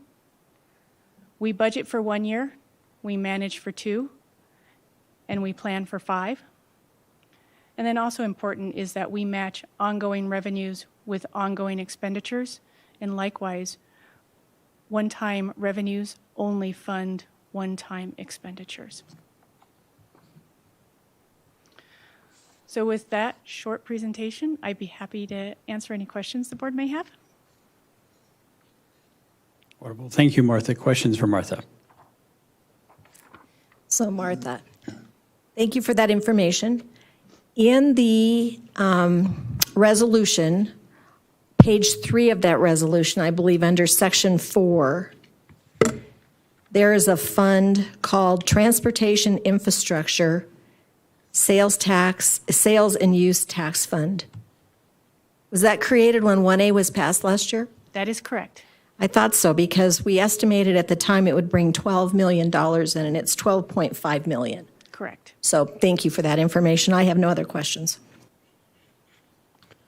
Well, and I don't have any questions, Martha, but just an incredible expression of gratitude to you, to Kim, to everybody really in finance and budget that does such a wonderful job preparing this for us in our review today. You've gone through really every line with us, answered our questions in work sessions, and we're really proud of the work that you've presented. Thank you. Martha, ditto those compliments. As always, you and do a wonderful job, your whole staff, and really compliment County Manager Doug DeBoard for bringing forward this budget to us, this proposed budget for adoption. As always, very in tune with the community and the commissioner's desires, and it's just exciting to continue to hear that no new fees or taxes.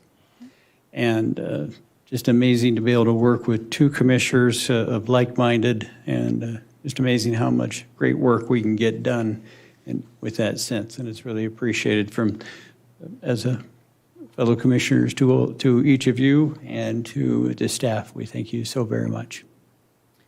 Commissioner Partridge, would you like to highlight the half-mil credit? Yes. So that Notice that was not in the presentation. You're waiting for us to bring that up. This is your time. Okay. You know, that is one thing we don't hear technically in Douglas County, is that I would say taxes are too high, although I don't think there's anybody who enjoys paying the taxes necessarily. But one thing we, the commissioners, have always taken consideration is that we are very thankful to the businesses, to our residents, how frugal they are. We are very thankful to all the other elected officials, their frugality, and to our complete staff. And with that, we are able to continue to bring forward a very fiscally sound budget, but with great conservative principles. So this year, again, we are able to present a 0.5 mill levy credit off the county's mill levy to all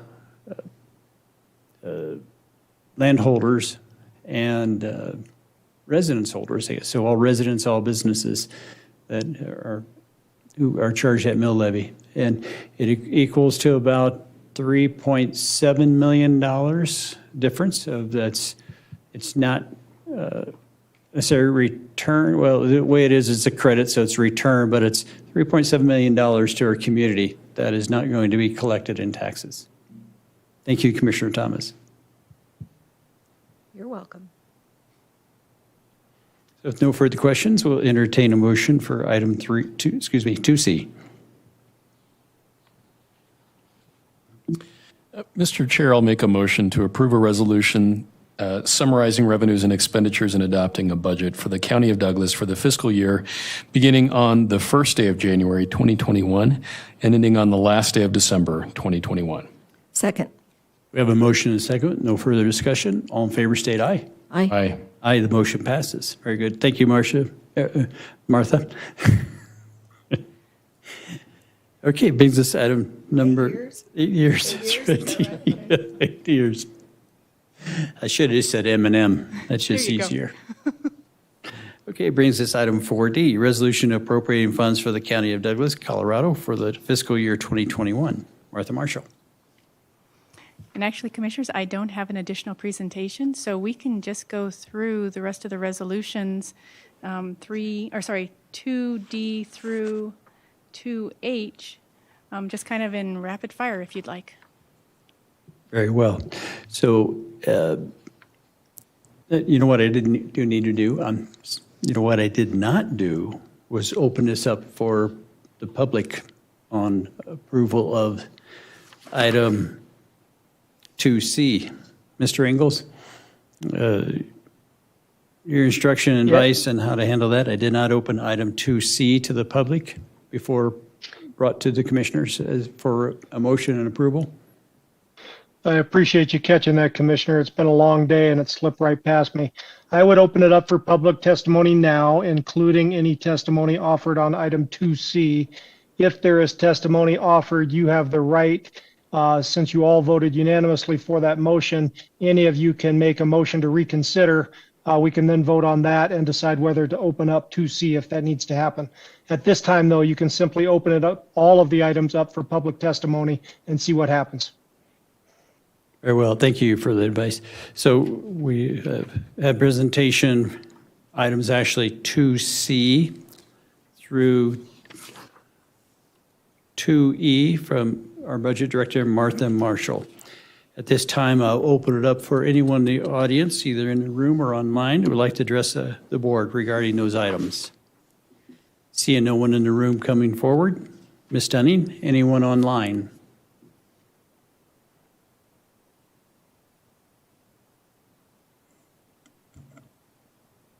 And Commissioner, you can actually open it up all the way through item 2H. Ms. Marshall presented on all items at the same time. Did I do that right? Did Martha do the 4.5 law enforcement? Yes, that's included in the budget presentation. Yeah, so if I was mistaken, it'll be items 2C through 2H, open for public comment. Ms. Dunning, anyone online?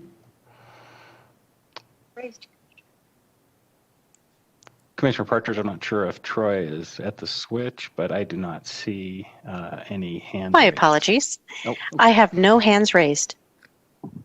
Thank you, Troy. Thank you, Mr. DeBoard. So at this time, we'll close public comment testimony on items 2C through 2H. Mr. Chair, I have a motion for item D. This is a motion to approve a resolution appropriating funds for the County of Douglas, Colorado for the fiscal year 2021. Second. We have a motion and a second on item 2C. All in favor, state aye. Aye. Aye. Motion passes.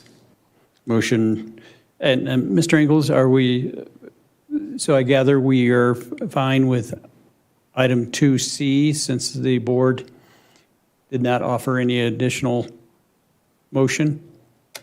That's correct, sir. You don't need to reopen the motion if the board does not intend to change the result. Very good. Seeing no one respond to that, we'll move on to item 2E for a motion. I do have a comment, Yes. if you don't mind. Sure. I would just like to point out that this is based on the 2020 valuation of assessments for Douglas County by the county assessor on November 19th of 2020. And the value of the property in Douglas County is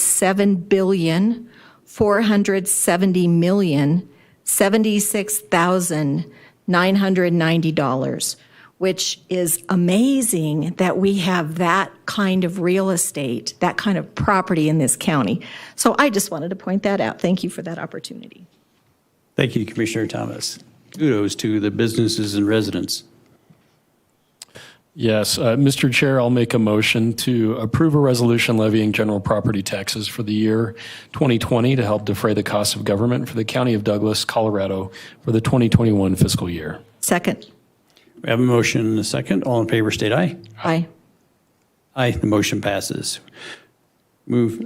Accept the motion for item 2F.